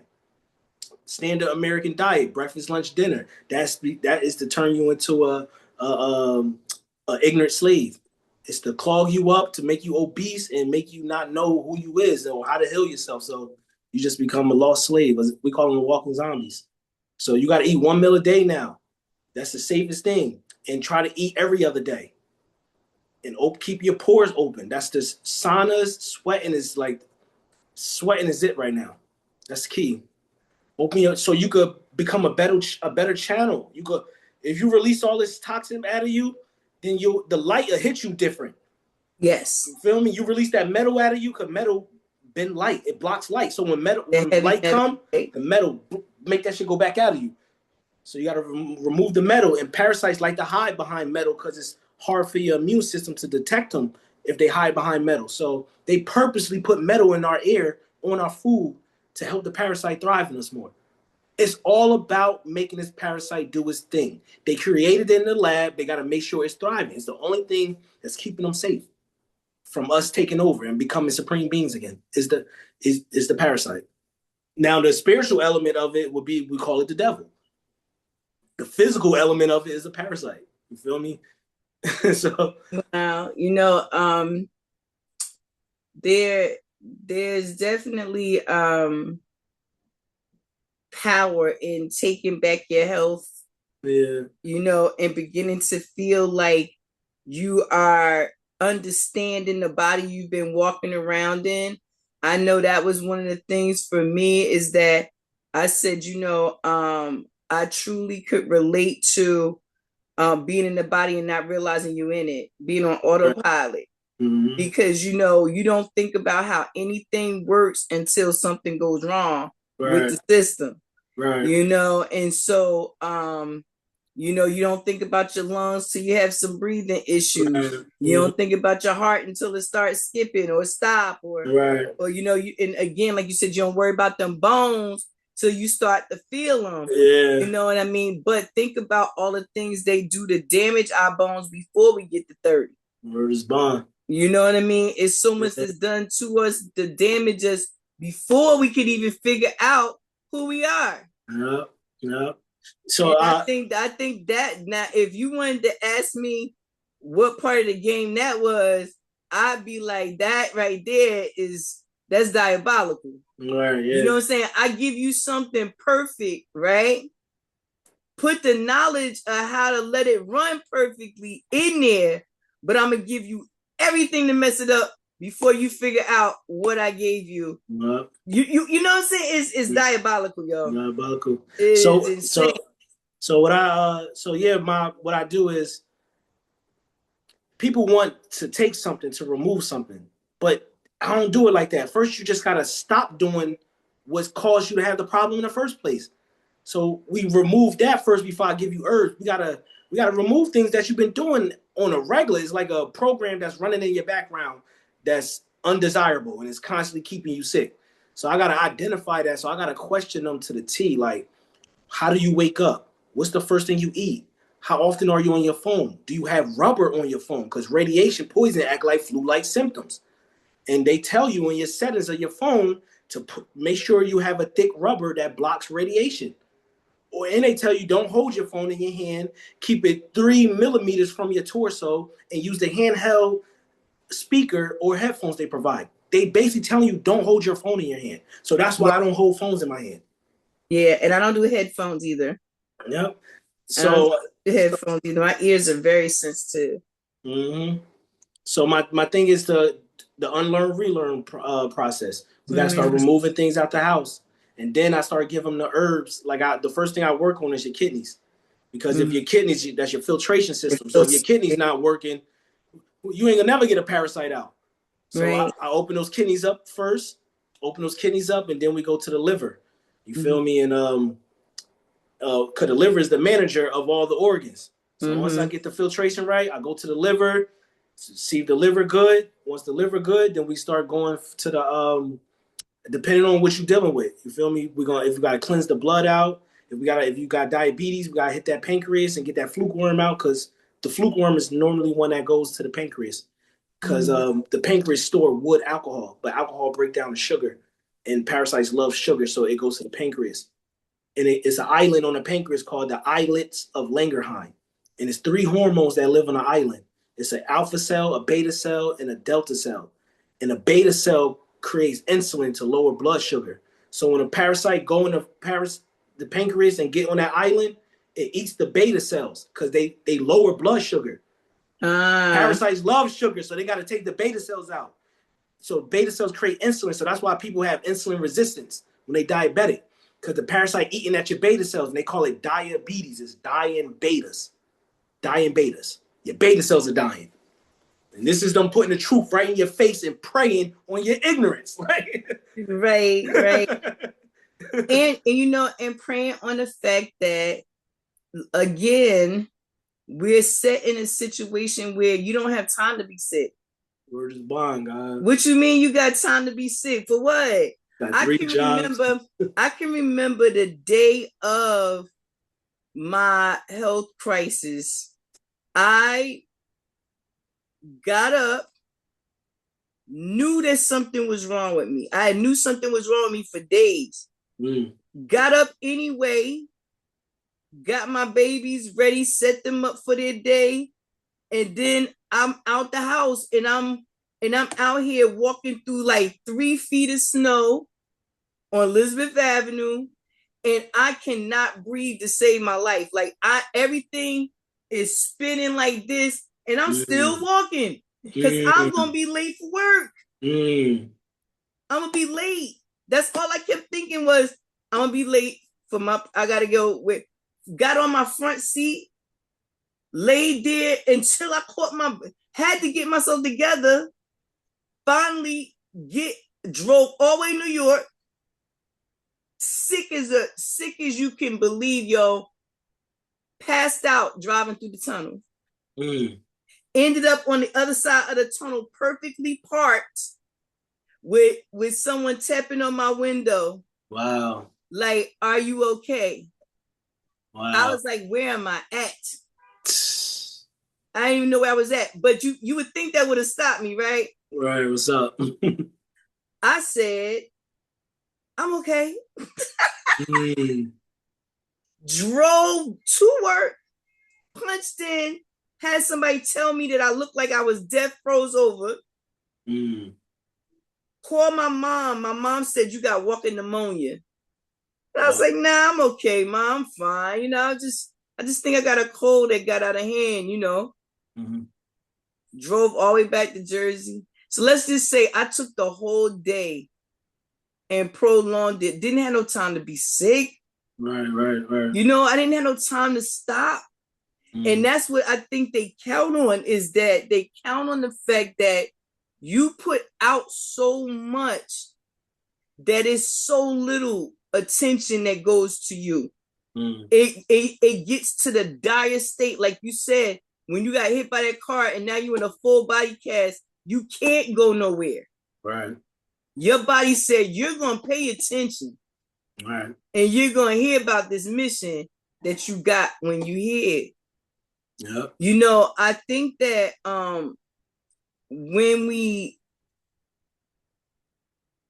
begin to explore a little bit more about why we're here, and we start asking that question, even from that position, I think we'll be able to acknowledge and see some of the illnesses or diseases or stumbling blocks or whatever you want to call them that continue to repeat the patterns in our lives, because we start to understand that it's trying to urge us to look towards something. And it's so much to look at, it's hard to find a thing that only you supposed to be focusing on. Right. You know what I mean? So this work right here is, for me, I tell people, you may relieve yourself of the dis-ease, and I will that for everyone, because I know what it's like to walk around in pain. I know what it's like to walk around in fear, whether you're going to live another day or not. But what I would tell people is, if we can get past that part of it, and we can really begin to enjoy this life, because like you said, you may not have come here for the comfort of happiness, if you will, but there's a level of joy that you're supposed to have, because again, this is something you chose. You know what I mean? And it wasn't meant for suffering, it was meant for growth. And yes, growing pains. We talk about them all the time. We know about them. We ask any pregnant woman, it is not easy. Feeling that baby grow up in there. Growing pains crazy. And any person that has ever been really aware of their body, moving from one position like adolescent to teenager, from teenager to adult, your bones hurt because they're growing, So, a lot of times when these illnesses or diseases are growing inside of us, we don't even know that we feeling something different, because your focus has been made to be on the outside versus what you're dealing with on the inside. You ain't got time to worry about that. And for the eating thing, I want to say the first time I ever heard about the diet thing outside of the Nation of Islam, because they talk about, diet and food and things like that. The other time I heard that was with the yogis. When they talked about the yogis not eating until after 12. So when I was doing my yogi training, the Guruji that I had didn't think that we were supposed to eat solid foods until after 12 noon. You know what I mean? Until after because he talked about our stomach not being awake. He said it was sleep, it was fasting.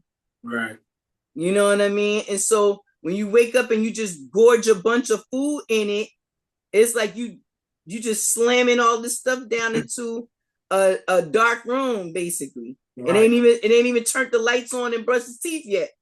Yeah.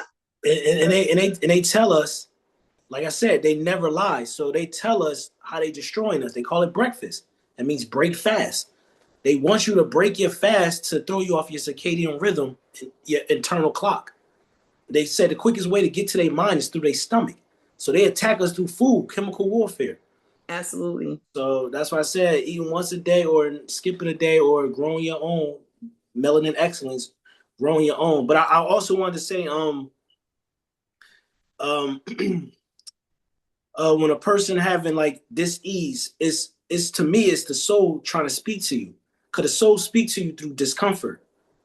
So the example is, say if a person he got prostate cancer, and I talked to him, he want herbs, he want to heal the prostate cancer. I'm like, well, let's just build, let's see how this even can happen. How do you get this far? So I'm like, now prostate dealing with your sex organs, so I gotta go to that level. I'm like, yo, are you sexually active? You're like, nah, really, I don't got time for all that. I'm up in age now. It's not really a thing on my mind. I'm like, well, when you was sexually active, how was you performing it? He like, well, my wife cheated on me, and I'm still with her. She get on my goddamn nerves. I'm like, she cheated on you? And he like, yeah. I'm like, y'all ain't have sex after that? He like, hell no, I ain't having sex with her no more. I'm like, all right, so I'm like, let me come to your house. Come to his house. He in there watching football. I'm sitting down with him talking. His wife come in the living room, and he talked to her like, go get me some water. He said, hey, please, hey, you mind give me some water? He just go get, because he mad what she did to him in the past. He's still holding, he harboring it, and it became so much dense into his sex organ, it became prostate cancer. So he don't need herbs. He need to just take a walk in the park with his wife and tell her how he feel, and stop beating around the bush and playing victim with her. You feel me? You live with her and you don't have no intercourse with her, and you mad about it still, and years done went by, just you let it build up on you. It just didn't pop up and you get prostate cancer. So, that's why I say herbs work. It's magical. But Yeah. but it worked faster once you got the root source before you take the herb. You know exactly why you got prostate cancer. Then you take the herbs, oh, that shit's about to be back. But if you take the Right. herbs and don't even know how you got prostate cancer, it's gonna be a slow progress. Barely any. You feel me? So Right. you gotta balance out the unseen with the seen. You gotta use both of them. So with your clients like that, let's just say you've had clients, their success rate. Right. Their success rate, what has that been like? And what do you do when you have a client who is not responding to the protocol that you put together for them? Okay. All right, so I'm gonna be real. Like, I'm gonna be real. I'm I know it works so bad that I'm not surprised when someone tell me it worked. I'm not moved. I'm not for real. Like, I'm like, duh, what you thought? Like, that's my Right. mindset. It's not when people tell me their testimonies, I'm not quick to post them and show the world, like, look, I got a testimony. I had so many testimonies that I had to make a testimonial music video, so I could just show people at one time instead of every other week. I'm showing people being healed. They show me the pictures of their children being healed, or them, or I really already know it work. You feel me? So if someone come to me and say, "Hey, I've been doing a protocol for 3 weeks and I ain't getting no results," I'm like, keep going. You've been in discomfort for 10 years. You think three Oh, child. you think three Oh, weeks gonna heal child. you? Keep going. Like, Oh, child.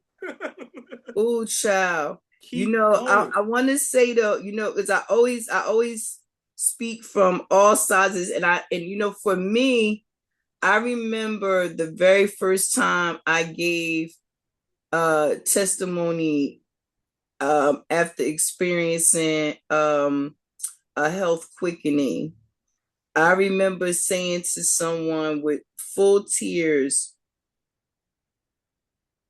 I hated every part of what happened to me. But when I started to go through the healing journey and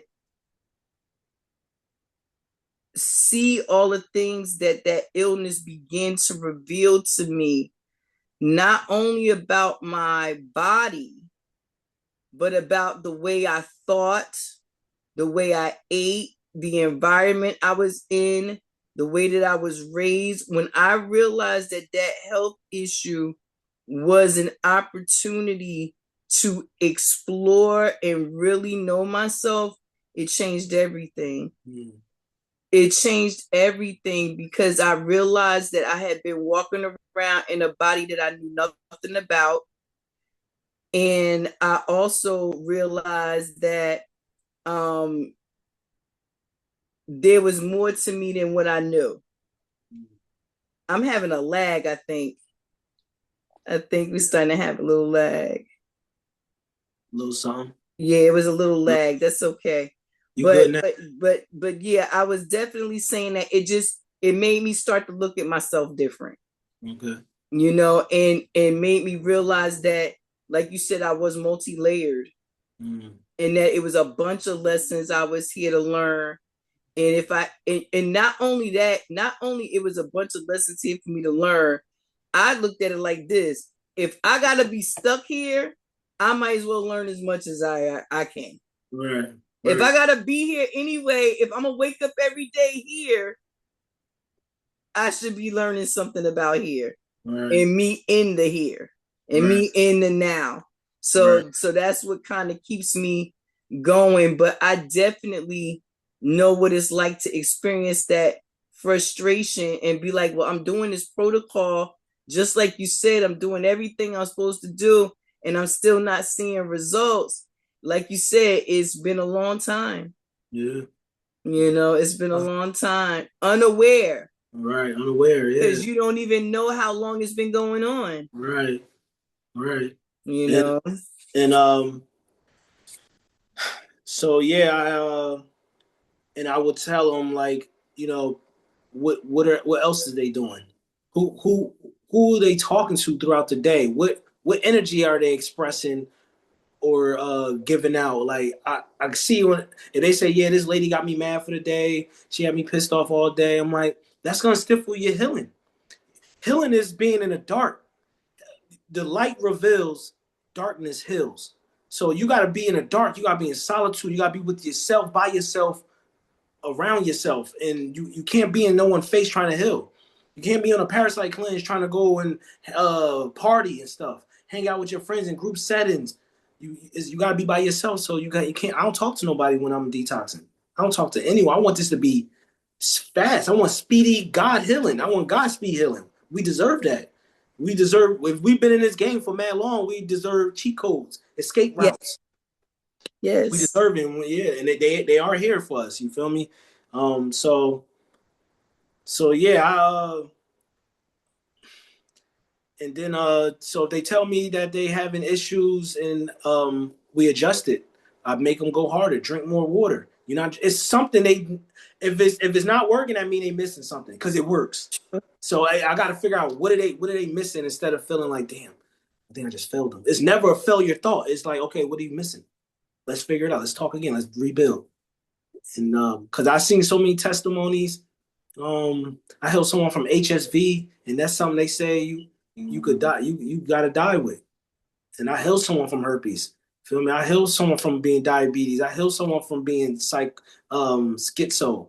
I healed someone from just being chronic anxiety.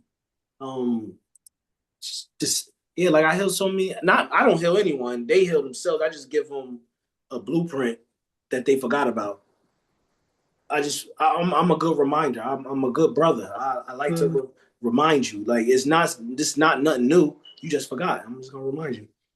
And my best thing is to help them find purpose again. I ask them a question: why did you come to Earth? Yes. That's a good question to ask. Why did you come to Earth? And when they say I Yeah. don't know, we gotta walk them through it. Then now they gotta hold my hand. Like some people know, they just can't get to it. You feel me? They know. Hey, listen. I'm They down for know. holding hands. I'm down for holding hands because I know that from a young age, and I mean, you think about it, that is a universal question. Why am I here? No. Why am I here? What am I supposed to be doing? Why is this happening? Right. Where am I? Like all of Right. these questions are ones that if I'm being honest, I think that at different times in your life you ask the question over again. Because if you asked me what I was here for in my 20s, I would have told you one thing. If you asked me what I was here for in my 30s, I would have told you something completely different. Right. Now I have a daughter turning 40, and you ask me what I'm supposed to be here for. I'm a whole new answer than when I was 20. Yeah. Whole new answer. But I think about how many evolutions I've had since then. How many times I've died and come back to life. Right. You know what I mean? People, I listen to a lot of music, and I know that's not everybody's thing, but because I do my own thing. I recognize the power in the frequency of music and the energetic possibilities of healing and discovery that go along with music and tone and sound. And one of the songs that I listen to, they tell you, I want to welcome you back to life. And it's like, in the Quran, Allah subhanahu wa ta'ala says that he created he created death and life to test which of you were best indeed. He doesn't say life and death, he says death and life. So that's to indicate that you start in a dead state and you come into a live state. You know what I mean? And definitely, if I haven't learned anything, that's been one of the things that I realized dead don't always mean dead. Right, that part. Yeah, You we got to break know, that program. dead don't always mean dead. Now, anybody that know me know I miss my mom some kind of serious. And if you ever had to ask me where I've had my largest challenges when it comes to this whole healing, health, death, life thing, it was in losing my mother, my son, and my brother. Those were things that I just could not wrap my mind around. Like, what possible lessons could that have had with it? You know what I'm saying? And that's neither here nor there, nor a discussion for here. But what I like to say is that's part of, I think, the challenge when we are working on healing ourselves is we see people dying around us and us not understanding what truly that process is. Right. You know what I mean? I don't think that we talk about that enough without religious connotations connected to it. Mm-hmm. Having spiritual connotations connected to it is natural because it's a outside of the body experience, because the body stays, but whatever animates the body is no longer present. Right. So I think, though, when we have these conversations, nobody talks to you about that. As a child, I remember telling somebody I didn't know what death was even after my first funeral as a child. They just take you to these places and they'd be like, oh, so-and-so with God now, or so-and-so with the angels now, or so-and-so is in heaven now. But they never explained to you what that was. Right. And if you watch the person go through some type of terminal illness, in your mind now, as a small child, you've connected this thing with leaving here. Mm-hmm. Even whether you acknowledge it or not. Oh, grandma had diabetes, she dead. Tyrone had diabetes, he dead. Sally down the street had diabetes, they dead. Diabetes equals dead. Yeah. There's nothing I can do about it. Right. So now you go to the doctor and they tell you got diabetes, I'm dead. Then that's called placebo. Right. You placebo yourself. Right. You done told yourself that has to be the outcome. Because that's what happened to them. Mm-hmm. So that's what's going to happen to me. Right. So we gotta redefine. We gotta redefine our words. Yeah. Absolutely. To me, go ahead. Oh no, I was just saying absolutely. The word death, as you know, is a human construct, but to me it means to transcend, transformation. So when I see people dying, I see people say we on a radio station. This is one frequency, and all I do is see them tuning into a different frequency. They tuned out this frequency, and they either went to a higher one, lower one, depending on where they consciousness was at, awareness was at. So, that's how I see it. So, death is beautiful because that's what I talk about the most. Because I'm always trying to integrate, and if I can't keep talking about life, I gotta be talking about afterlife. All right, I noticed our ancestors was deep in talking about afterlife. They was preparing for afterlife in life. So I keep my mind like that. That's what keeps my confidence level up. Because once you do understand the process of death and where you go, it makes hair.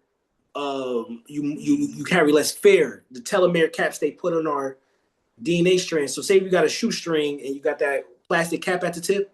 Yes. The shoestring is your DNA, and then fear creates a cap on your DNA, so your DNA can't express itself, unravel, express itself. It's because the fear put a cap on it.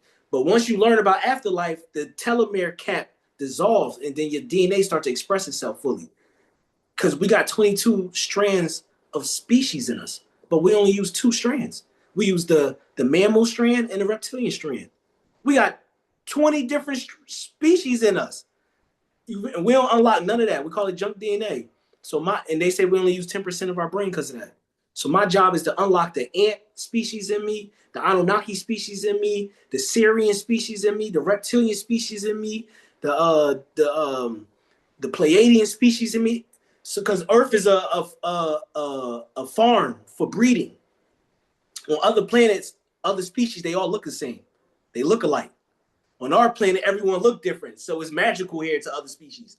Imagine grays that lived on a planet, they all look the same. You only could tell them apart if you hang out with them around long enough and they got different expressions. But if you don't hang around with them enough, you'll think they all alike. They come here and they see different colors, different faces, different. It blows their mind, and then because Right. it's a game being played. It's called the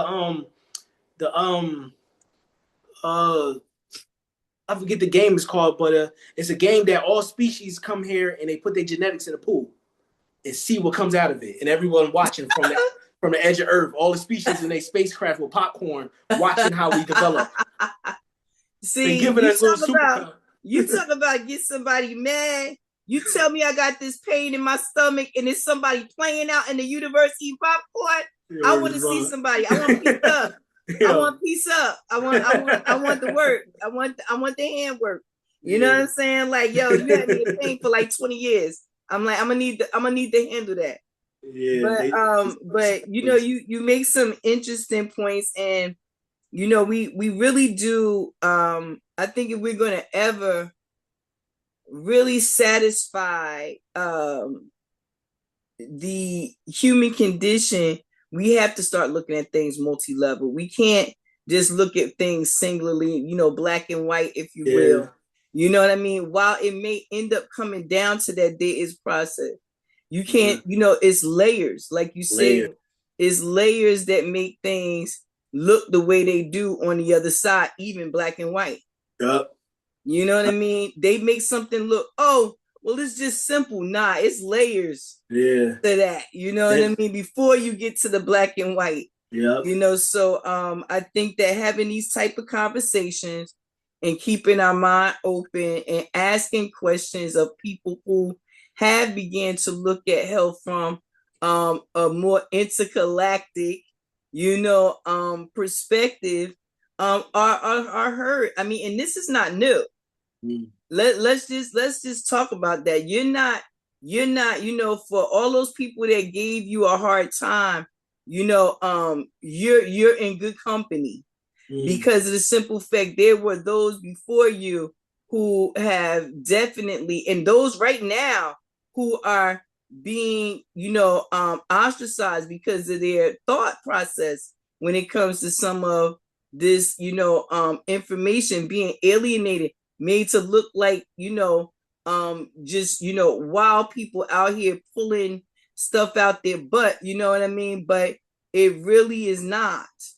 It comes from someplace. Right. And, you know, what I say is anytime you have brilliant minds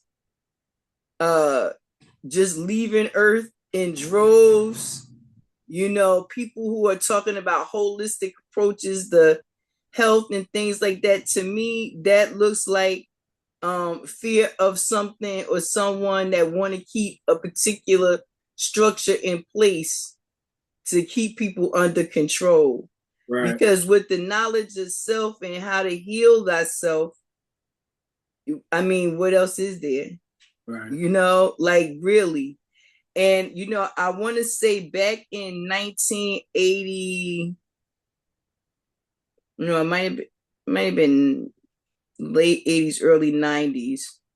I remember there was a big to-do about this man named John of God. John of God? Yes. And he was in, I want to say, Brazil. And people would go in droves to this man, to these crystal caves, and get psychic surgeries. And I remember thinking, you know, at the time they were telling me I was, you know, later on in the late 90s, they were telling me I needed this procedure or what have you. And I thought about John of God, and I said to myself, I should go get a psychic surgery. And people were like, what do you mean a psychic surgery? I said, because all of this is in my head. You know, everything is mental. I said, there is a psychological, spiritual root to whatever is going on with my health. And, you know, maybe this is the way to go and do something about it. but it was so little information and so much doubt had been placed in the air about what he was doing there. But when I really thought about it, I was like, this man was doing this before a camera ever went to go see him do it. You know, people been going to him, and if it is psychosomatic or placebo, if it worked, right? Right, facts. That's at the end of the day, we just wanted to work. Right. You know, and I'll finish with this because I want to be mindful of your time. Just recently I was with a group of sisters and we were having a discussion about laying of hands, and that as a practice of healing. And I said, I always ask the question, if Jesus said that you was going to do the same things that he was doing and greater things, why have to, after hearing him lay hands, we don't hear about this no more? Is nobody going to school to learn how to lay hands? Is nobody having the conversations about learning how to remove demons? Right. You know what are we doing? Like, or do we think that was just a story, a cute little story to tell? Or do we really believe that we have the ability to heal ourselves and assist others in their healing process as well? So, I just put that out there to the people. I'm like, ask yourself, what is your part in this health thing? Because we all experience good and bad health. So what is our part in this, and what are we supposed to be doing, not only to assure our own optimal health, which is our birthright, right, but that of those we love. Right. So I think that's how we save the world. We save ourselves, and we save our home, our friends, our family, those we care about, help get them out of this mental bondage. Right. Because it's definitely that. And and I will tell people, I take help, I accept help, I receive, because this is a lot to process. Right, absolutely. And it's a lot to navigate. And if you have people who are doing this work as well, it would behoove us all to work together. Correct. Because like you said, I help you, I help me. We won. Not all is one. Well, Brother Almal, I told the people that at the end we were gonna thank you for being here and see where we can get you. You saw him put his book up, everybody. If you can share that book again, share that book. It's the same thing in the back. Yes, it is. Yes, it is. So for those of you who know, we have Unread Book Review with Nick and Rue every other Saturday. We are going to get Brother Almal over there and bring that book, and he's going to talk to us in detail, hopefully, about this book, the process in writing it, the reasons for it, what he hoped to accomplish with it, and what he has coming up and moving forward. But for now, Brother Almal, I just want to thank you for being here with us and telling us about your journey and what you're doing in the community. Can you tell people any final thoughts you may have and how they can reach out and contact you? And I'll also have his information in the description below with his partial bio and how you can reach out to him, but we'll give him the opportunity to tell you where you can reach him and what he has coming up and how you could possibly get out and see him and get some consultations done. So, Brother Almal, all up to you now. Yep. Just a quick thing. If you feel that you here for purpose, you got reason, and it's more than having a 9-to-5 job, but you can't figure it out, I created this book. It's a syllabus. 144 mean the chosen one. Okay, so it's a syllabus to help you do practical things to get back on your path and to sustain it. All right, and this is on Amazon, 144 Atlas, or you could go on my website or just reach out to me. I can sign it, so if you need a consultation, I do free health consultations. She'll put my information up, but my Instagram, get to me quick, is Almal, Almal, Ra, R-A. So Almal Ra. I do free health consultations, and I do constellationtations. This is where we figure out your trilogy, your sun sign, your moon sign, your rising sign, and your other placements, so we could see your life story, and we could tell you, we could prep you up for what you got to experience, and what tools and mindset you need to have to get the best out of that experience. All right, so we all as Power Rangers. Okay, and we all got our individual superpowers, and we use it to complete tasks in this game. But when we all come together and unify, what happens to the Power Rangers? They turn to this big Ranger, and it's unstoppable. So we all need to be individually using our superpowers to unify, so we can use one ultimate power. Okay, so uh, I have lectures that I've done on Anunnaki Chronicles, so it's on YouTube. She'll have the information for you, but my YouTube channel is like my Instagram channel, Almal Ra. Check me out. This is your ancestors. They always telling the stories of the Mexican and their ancestors, the Caucasian and their ancestors, and their gods and all that. We got our gods, and we got our hierarchy and elders. And I told the story. It's the greatest story you ever gonna hear, because it's all about you, and you're gonna feel it. You're gonna feel it because you're gonna remember it. And yeah, I just make sure y'all keeping your immune system working 80%. That's all you need, is keep your immune system working 80%, and nothing outside of you can harm you. None of the attacks the elite can do can affect you, as long as your immune system is working 80% at least. All right, so, and just stay woker. Stay. It's deeper than the music, so just yeah, stay woker. I hear you. I hear you. I hear you, brother Almel Raya. And you know what? Let me tell you something, brother Almel. It is always nice to see young people coming in and taking the reins and doing the work. One of the things that I can say as a rising elder that always worried me was that we didn't have enough people that really seemed interested. And I know, like I said, that most people don't think about things until they directly affect them. And that's just a backwards way of falling into, your purpose. But again, we know everything happens in divine timing. So it's when it's supposed to. And what I see right now is that people are like yourself, young people are coming together. They are doing the work. They've been doing the work for several years, and they are out here in the community helping the people. And that is always a beautiful thing. Now, do you have any live events coming up? Because I know you are over at Refile headquarters a lot. So will you be in the headquarters anytime soon so people can come out and visit? There's an event Sunday.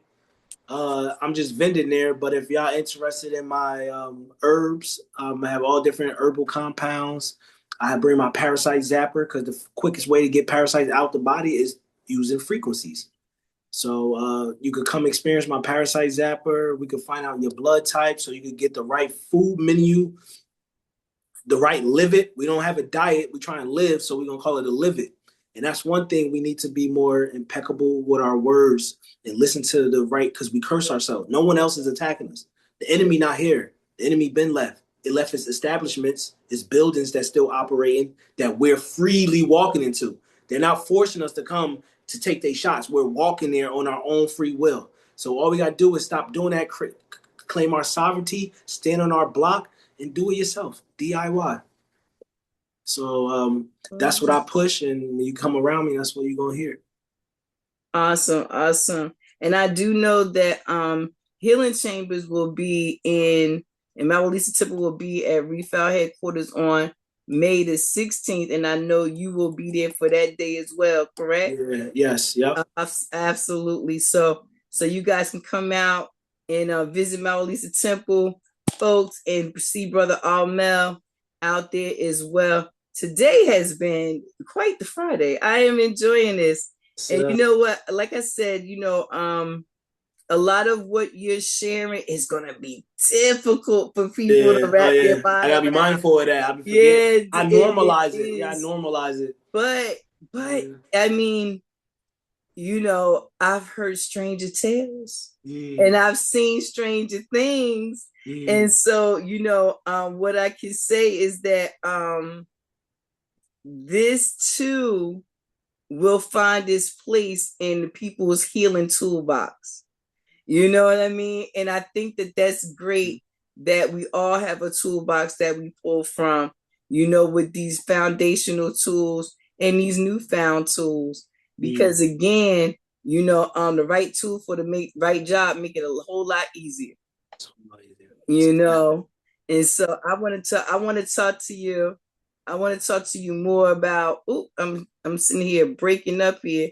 This technology is like, but but I want to say that I want to talk to you more about that parasite blaster, and maybe we can have some people who you've used that with even talk to us about the Oh, experience okay. with that as well the next time that we get together. Well, y'all, this has been an amazing chapter to add to the healing chambers. We love being in the chambers because, again, we allow people to bring all of their information, mental, physical, emotional, spiritual, financial, whatever it is, wherever the healing needs to be done, we talk about it in here in different ways to get to it.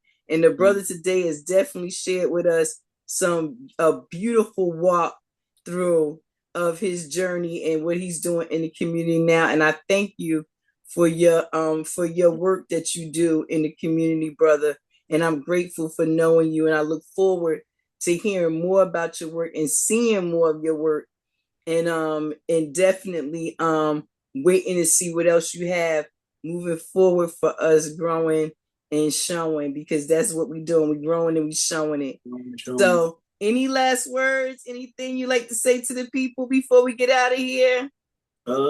Just stay fruitful, peaceful, and balanced. I mean, eat Absolutely. right, think right, do right. It's really simple. Hey, listen. You know what? My mother said it ain't nothing harder for people to do than something simple. Yeah. Real talk. But we thank you guys for being here in the Healing Chambers. This is your sister Rue, Mount Lisa Temple, beautiful upstate New York, Hudson Valley. We had our brother Almal here today with us, dropping in bombs on us about healing, health, wellness, intergalactic healing, and all of those things. And so please check out all of his information from down beneath. Go check him out, get yourself a consultation and get that healing going. And hey, start to learn some of this stuff, because what the brother is talking about is fascinating. Yeah. So until next time, we thank you for being here in the healing chambers, and we look forward to seeing you next time. Peace. Peace to the gods.